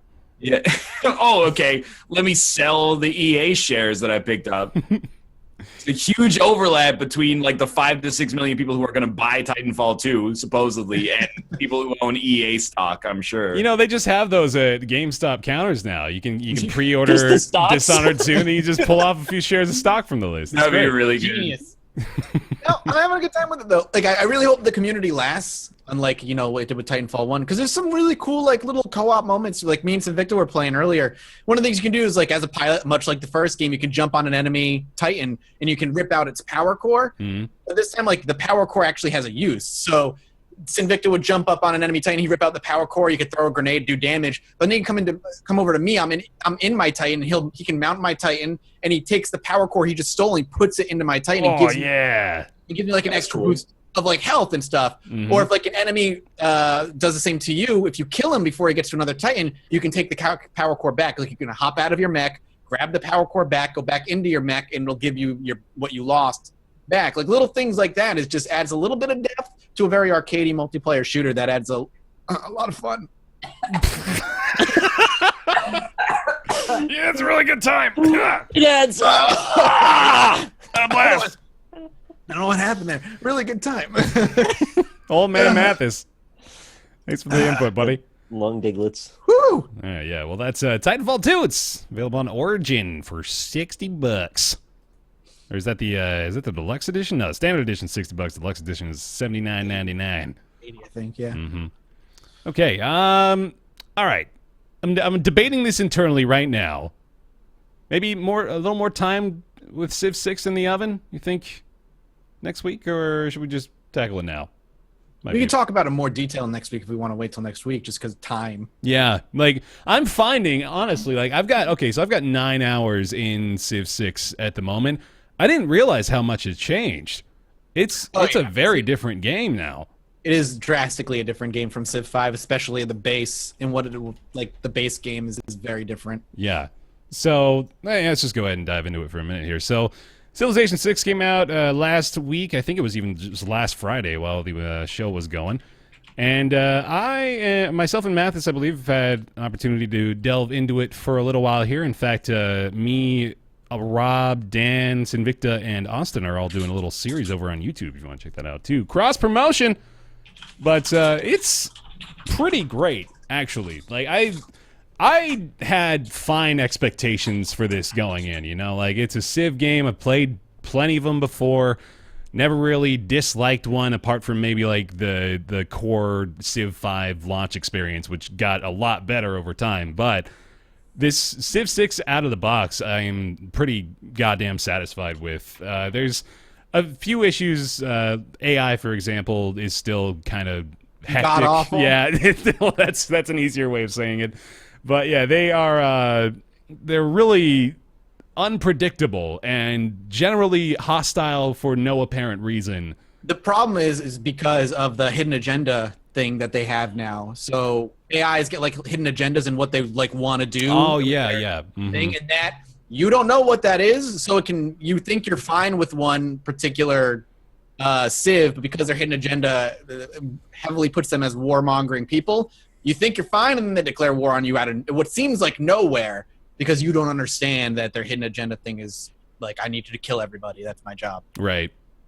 So there's another one of the big changes. They made some changes to accrual of resources, including culture. Slight adjustment to that. They now treat culture similarly to research points, where you are accruing points towards civics with your culture, and you're accruing points toward new technologies with your research. So there's two ongoing processes of developing new technologies going on at the same time. Makes for some interesting balances, and of course you got two different trees that you're navigating through as well as a result of that. Other big changes include, so they have the districts are a really big change, actually. They change not only the way that you build within your cities, but they also change a lot of how you lay out your cities and how you build cities next to your existing settlements. You kind of need to accommodate for the bonuses from tiles, along with like just bonuses from resources, and you need to account for like where you need to place districts in order to get the most bonuses from the most cities. So, for example, something like a Coliseum, I believe, will give benefits. This isn't a district, but a Coliseum is like a building that you can construct, or I think it's a wonder, actually, that will give bonuses to each city within 6 tiles of the Coliseum's construction tile. So you got to make considerations like that pretty frequently, actually. I kind of enjoy how that changes the dynamic for city building, don't you? Yeah, I really enjoy the fact that cities are now multi-tile, and it forces you to be smart in the way you expand, and you could leave areas of the city vulnerable to attack if you expand in a particular direction, but don't have a lot of defenses that way. Honestly, the what I see Civ 6 doing, Civ 6 is the most fully fleshed, as everybody has said, base Civ game ever released in a long time. Yeah. Civ 6 has taken small steps to becoming more grand strategy-like. That is very how I see a lot of their decisions. It's still not like EU4 by any stretch, but it's more complex and more strategic than Civ has been in a while for me. And I really would love to see the AI start to catch up a little bit, because I still have no issues with the AI. But yeah, it's definitely a little bit more grand strategy-like, and I like it a lot for that. Mm-hmm. How's it run? I've heard that it's better than the prior one. Frame rate wise and whatnot? Yeah, like I heard that the prior one had so much going on with the AI that if you let it run for a while, it would slow down and crash. In pre-release, there was issues. I know Quill in particular had like a big game going, and towards the end he had to reboot Civ every few hours because it would just need it. But I haven't run into any issues so far with the release version. I'm just curious. I was having issues with my initial load time, weirdly enough. Like, it was taking upwards of 7 or 8 minutes to load the game prior to actually playing it. Like, this wasn't even a big map or anything like that. It was just like a standard map with normal civilizations. So I don't know what was happening there, but it actually was resolved for me just upon doing a couple of general, like running CCleaner bullshit like that just to fix up your hard drives and stuff. But since then, I haven't really had a ton of issues. I have weird tearing as well. Like, parts of my screen will become black bars every now and then. I'm not sure, again, if that's a hardware issue or if that's a game issue. But, yeah, nothing much to report apart from that, though. I think it runs pretty smoothly. And I think they have accounted for that issue that you were mentioning as well, as far as being unable to render all the different shit that's happening on screen when you start to get into the later parts of the game. I'm pretty sure they've at least attempted to make that better, and as far as I can tell, they've generally succeeded in that. Cool. Mm-hmm. I don't know if I'm unique in this, but I think, like, I have Civ paralysis, or I have, like, video game paralysis when it comes to Civ. Because, like, the fact that you're saying, like, I have 9 hours in the game and I still don't know what I'm doing. That, to me, not to blame you at all, because I've had access for a while, but that for me makes me not want to play at all. Well, I totally empathize with that, actually, just because, like, you would tell me similar things about EU4 and Crusader Kings, right? Where there's a large barrier to entry there. I think it's just because it's a different enough civilization game to where I'm still fine in, like, I know what I'm doing, right? Like, I know turn by turn what I'm aiming to achieve and that sort of shit. But there's all these different changes that actually concretely make the game a different experience, and I'm learning that stuff as I go, because it's not like directly explained that you want to build districts in such a manner that your other cities will receive bonuses from them as well, and you want to, like, build optimally. It's never really outlined for you, but you figure that out over time. You start to recognize where tile benefits are going to provide you a better result overall. So it's I see where you're coming from, but I think I may have misrepresented that a little bit, in that I'm learning in addition to what I already know, which is at least allowing me to play fairly competently.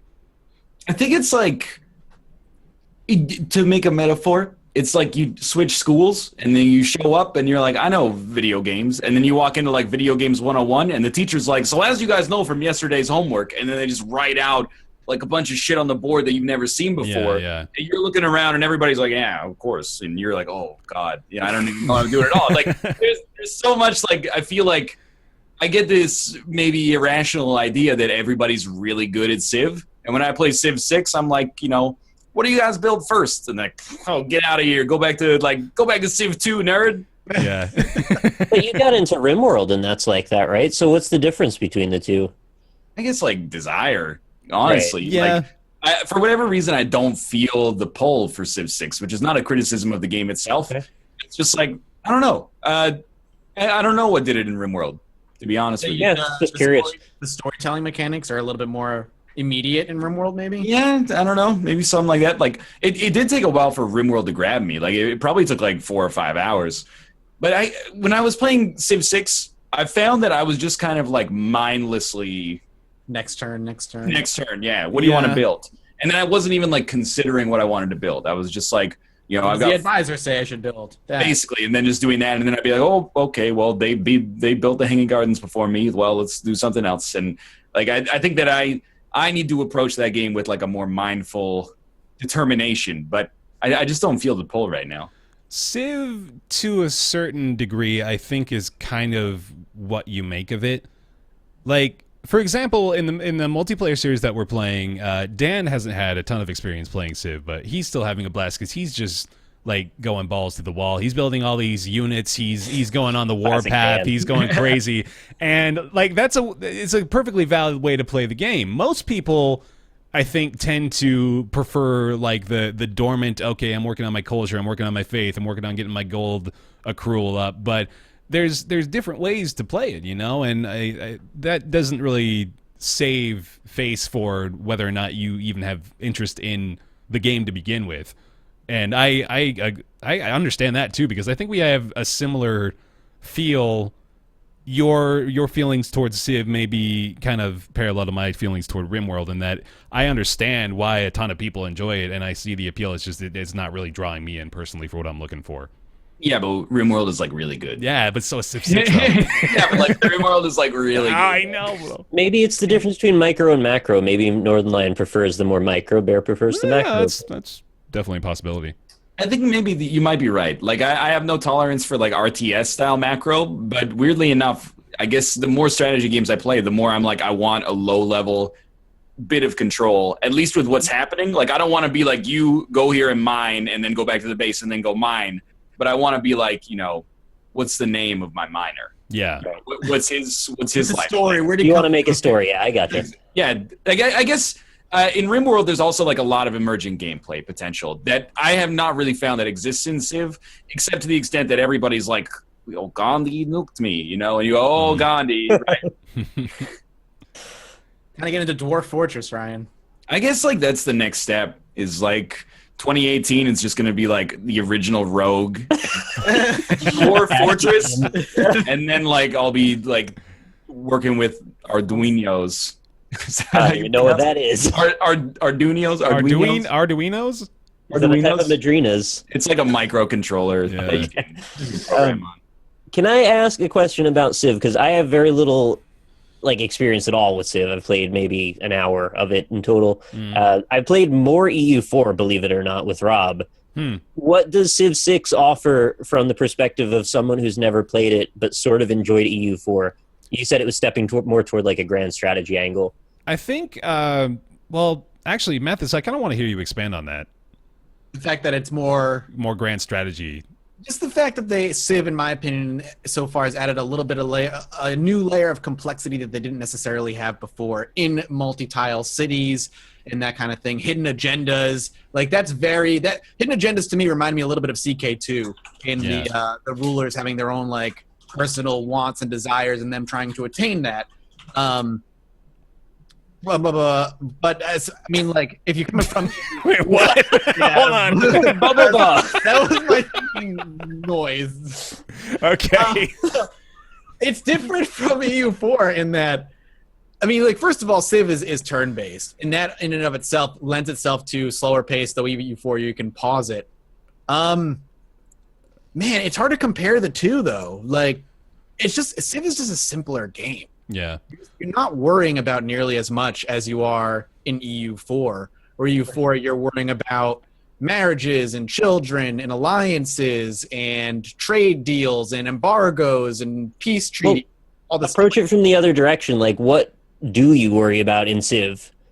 Because I don't know. You worry about maintaining relationships with other civilizations. You worry about maintaining relationships with city-states. The big difference, in my opinion, and what lends itself to different play styles is EU4 has no win condition. Civ has 5 or 6 different ways you can win. Yeah. You start a game and go, I want to win by having a religious victory. And now that is going to dictate the entirety of your play style for that session, what you're going to be focusing on, what you're going to try to avoid. Makes sense. Where EU4 is like, I guess I want to own all of Europe on this play. You decide when you win. Mm-hmm. Yeah.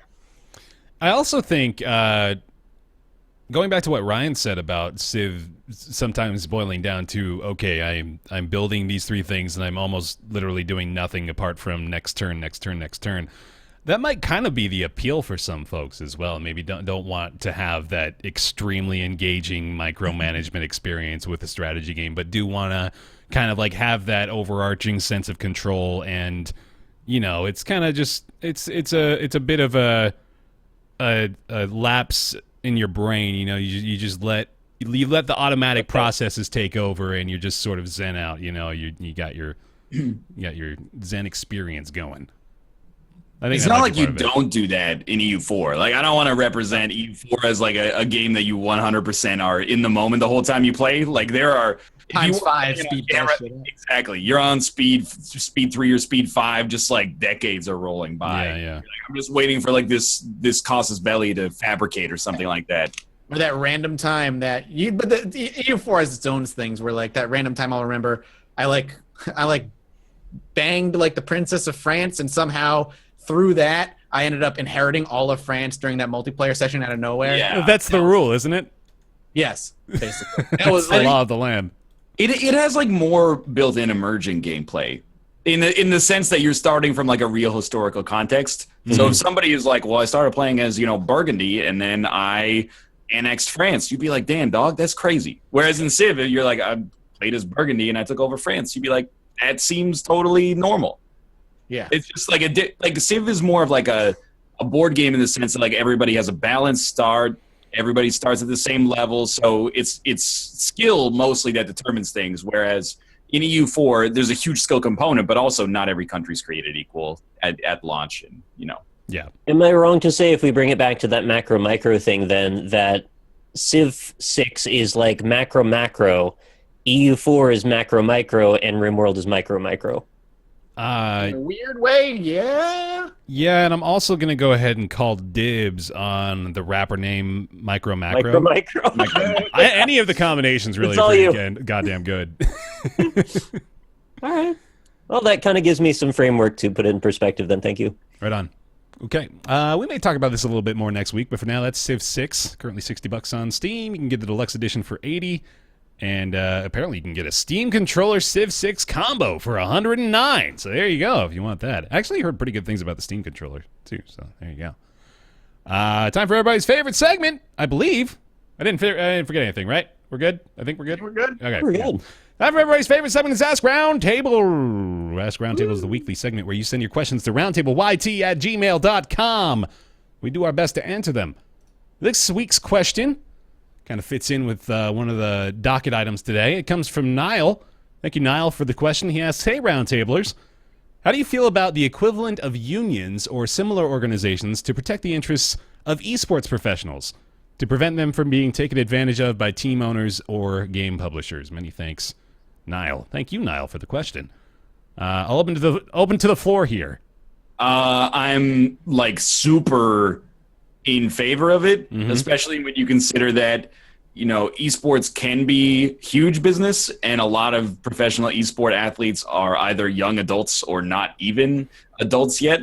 And I think it's easy for essentially kids to be like, I don't care if a company is taking advantage of me. I'm making it like $80 is $80. That's a lot of money when I'm just using it to buy lunch in high school and pick up the occasional video game. So.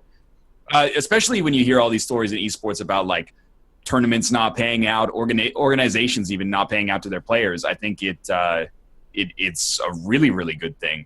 Especially when you consider that, like, if you won, Valve is going to pay you, but let's just say you won TI5, everybody on the team essentially gets a share of like $8 million. I think that if you're 17, it's easy to be like, pushed around by a company and have that organization be like, here's your share, like $200,000. The rest of it comes to us because we like nurtured you or something. So I think that at least some kind of organization for that makes sense, whether it takes the form of a union or otherwise.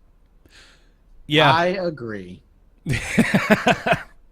No further input? Yeah, for the sake of making this a more interesting question, I've been trying to play devil's advocate in my head, and I can't really come up with much of a way to frame that anyway, so I guess we're just all on the same page. It's a difficult one to see the other side of, because really, like, what this is it's just, yes, this needs to exist, and it's in its infancy, because much like the rest of the industry, we don't really have a ton of regulation or people that have decided that regulation needs to be in place. You know, like, it's esports itself is still a burgeoning infant industry and is trying to work out all the kinks of how it exists in the first place. So now you're looking at that next step where all these esports teams are coming together, and now we're seeing actual big names start to buy esports teams as well, or at least like become partners with those teams.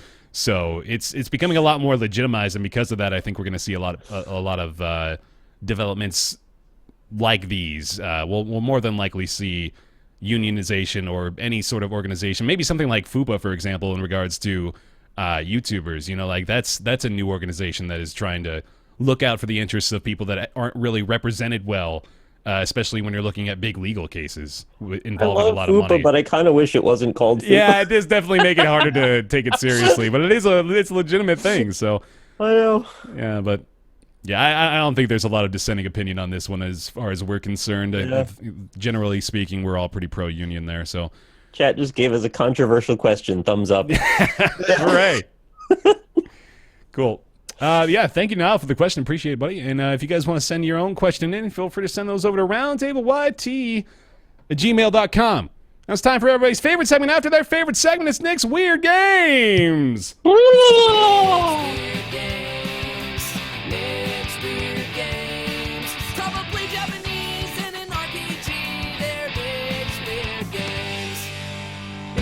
Hey, we got the theme song still. Dylan. And it didn't crash the stream. Right, we're still here. That's great. Ryan, you're fired from rapping. Fine by me. Dylan, buddy, thank you again for making that theme song. I'm probably going to use that every goddamn week. I love it. So thank you, man. Dylan over on Better SoundCloud. production value. Yes, sir. This is Nick's Yeah, Weird Games. Every single week, Nick's going to go get a weird game from his collection of so many weird games. We're going to try to guess what it is based on hints. No chats allowed, but feel free to play along in chat if you'd like to. And let's begin, shall we? All right, everybody got their chat closed? Mm-hmm. Okay, today's weird game. Got to be aware. We're recording this towards the end of October, so you got to figure it's going to be a horror game. Ooh, spooky. It's a spooky game. Mm-hmm. And it is a PC spooky game, specifically. So decent chance you might get this one. Now, the time this was released... You see my lighting going on right now? I got a little bit of a spooky vibe over here myself, don't I? It's like, oh, hey. It might be because there's a skeleton inside you. Ready to play. Oh, shit. All right, this game was developed and published by EA. Mm-hmm. So if you want to take any shots right now, remember, 2001 horror PC EA. 2001. Titanfall. Yes. Oh, that's shit. it. Yeah, It's that's Titanfall. horrifying right there, Ryan. Good You job. got it. Oh, Titanfall. Hey. Yeah, hey, it was all right. Titanfall Sweet. in 2001. Yeah, people forget that was a reboot, man. Yeah. All right, good game. Yeah. Oh, come on, anyway. man. Here we go. Oh, EA. God, I didn't realize Ryan was doing that. Yeah, it's been freaking me out the whole fucking time. All right, EA Horror 2001. Here we go. Would you like me to keep going then? Nobody's got to guess yet. No, I don't have a guess. I mean, EA is a wide open. Wide opening from EA. I'm trying to think of like what Okay. weird things they've done. This game follows the adventure of a 1920s Irish paranormal adventurer named Patrick Galloway as he investigates a mysterious occult happening at an estate of his friend Jeremiah Covenant. That's his last name. His Covenant. last name is Covenant. That's pretty Yes. good. You can't do that, man. You're gonna give me nightmares. I'm like I am hooked on Ryan's camera. Yeah. I think he's trying to mind flood you. Audio only listeners, allow me to explain the joke here. He's messing with his webcam settings, flipping between mirrored and normal again. I'm It's a trying lot to of think fun. like the only PC that it came out on. I think so, yeah. It was done in Unreal Engine 1. Has Chad gotten it yet? Came out on Mac and PC, so Mac and PC. So, because I was thinking like yes, Chad has gotten it. I was thinking of like Call of Cthulhu, but that came out in Right, we did that one already anyway. Did we? I don't remember doing that. Oh, good. That means I can reuse them then. Listen, I have a terrible memory, so yes, you absolutely. I got to get a list together at some point. I got my list. It's all good. All right. I mean, none of what you said rings a bell to me. All right, so I'll give you a little bit more then. The game generally follows the precepts of the first-person shooter genre. Okay. That's like such an unnecessary thing to say, isn't it? It's a first-person shooter, right? That's Yeah, generally what they it's just said. a really wordy way of saying it. Yeah. So in this game, you're capable of using both weapons and magical abilities simultaneously. Woo! Okay. Fancy. You have a certain amount of health. This is telling you literally points about the UI now.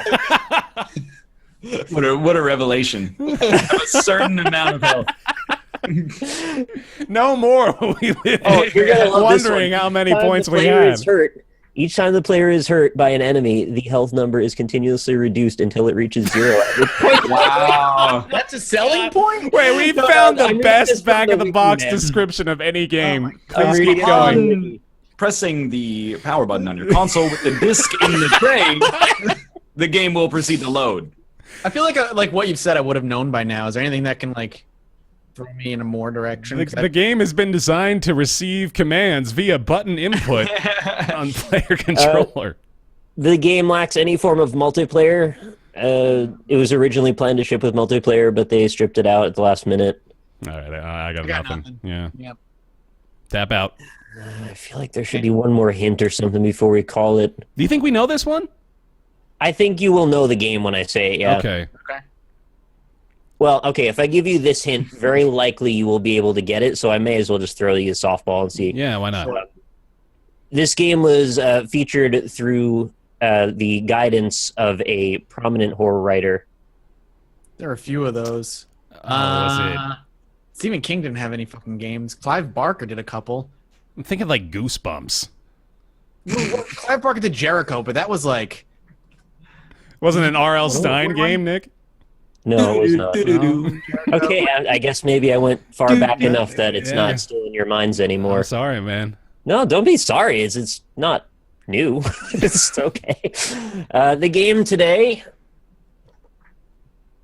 Oh, it's suspense. Oh. Suspense. It's serious so fan. spooky. is it Clive Barker's Undying? Well, I just said the game today, so you can't jump out with it. But yes, it was Clive Barker's Undying. So he did have a couple games. That's right. So back from the era when games used to come in a blank jewel case Oh, nice. in a larger cardboard box. So there's not much to show off with this one. It's just a disc in a jewel case. Hell yeah. But that was it. Clive Barker's Undying. Clive You Barker's softballed Undying. that. I can't take that win. That was like Yeah. First person I see in chat that got it was Raffish Rabbit, so congratulations. Woo! chat. Good Sweet. game, good game. Good game. Oh, boy. How far back did they get it? Did they get it like right away? Oh, like in the first minute or so, yeah. They always do, yeah, man. Jesus. They're way better at it than we are. I mean, if I had Google at my fingertips. No Oh, shit. shade at him, jeez. If I had Google at my fingertips. Fingertips. Finger. Hey, folks. Made it through another episode of Roundtable Live. Hope you enjoyed it. Thanks for watching here. You can follow the channel, twitch.tv/Roundtable Podcast. Go follow another Twitch channel as well, starting next Wednesday. What's that going to be, Yeah. Mathis Games? I got a new show starting up next Wednesday at twitch.tv/Lost Initiative Show. It is going to be a weekly D&D show every Wednesday at 6 p.m. EST, 6 p.m. PST, so 9 p.m. EST. It's going to be myself as a player. Bear is going to be a player. Bear's first time playing D&D. Yeah. Sam Strippin and Maggie Crone. And then the DM is going to be my buddy of like 15. He's been doing like D&D for like 15 or 16 years. He's great. He's going to be running the game. And we start this coming Wednesday. So check it out. It should be really fun. Mm-hmm. Yeah, it's going to be a good time. You can follow us as well, the podcast, on Twitter at Roundtable PC. You can catch the show discussion over on the subreddit, roundtablepodcast.reddit.com. And you can catch the VOD on our YouTube channels, the Smathis Games, Rock Lee Spalla, Northern Line, and Bear Taffy. Thank you very much to our patrons over on patreon.com/roundtable. Really appreciate you guys continuing to support the show. The $20 tier and above includes Julian Avelsgaard, General Crunk, Scrouty119, Super Monoman, Jonathan Graham, Colby Klein, Greenlight, David Schmitz, Oren Saltzman, Mavier, Eric Schooley, Christopher Flagg, Brizzlebrit, Positron, Myth, Scarab, Mediocrities, Justin Smurfett, and Logan Ray. Thank you all very much for your continued support over there on Patreon. Appreciate y'all coming out to the show, and we will be back next week. This is going to be our first November program. Fun times. All right. Let me somebody talk about something for 10 seconds while I find this music. No problem. file, If you and then go we're over to gonna get out of youtube.com/JudgeMathisGames, we launched a brand new Halloween episode, so go check that out. here. And you can check out my To the Moon playthrough on my YouTube channel. There you go. There you go. Smile. Right. You got anything to pimp in the last 5 seconds? Mid-range shaman doesn't need a nerf to swim. The League of Explorers take it out. It's going to lose a lot of its All early right. game. Thanks for watching Roundtable Live. See you next time. Bye.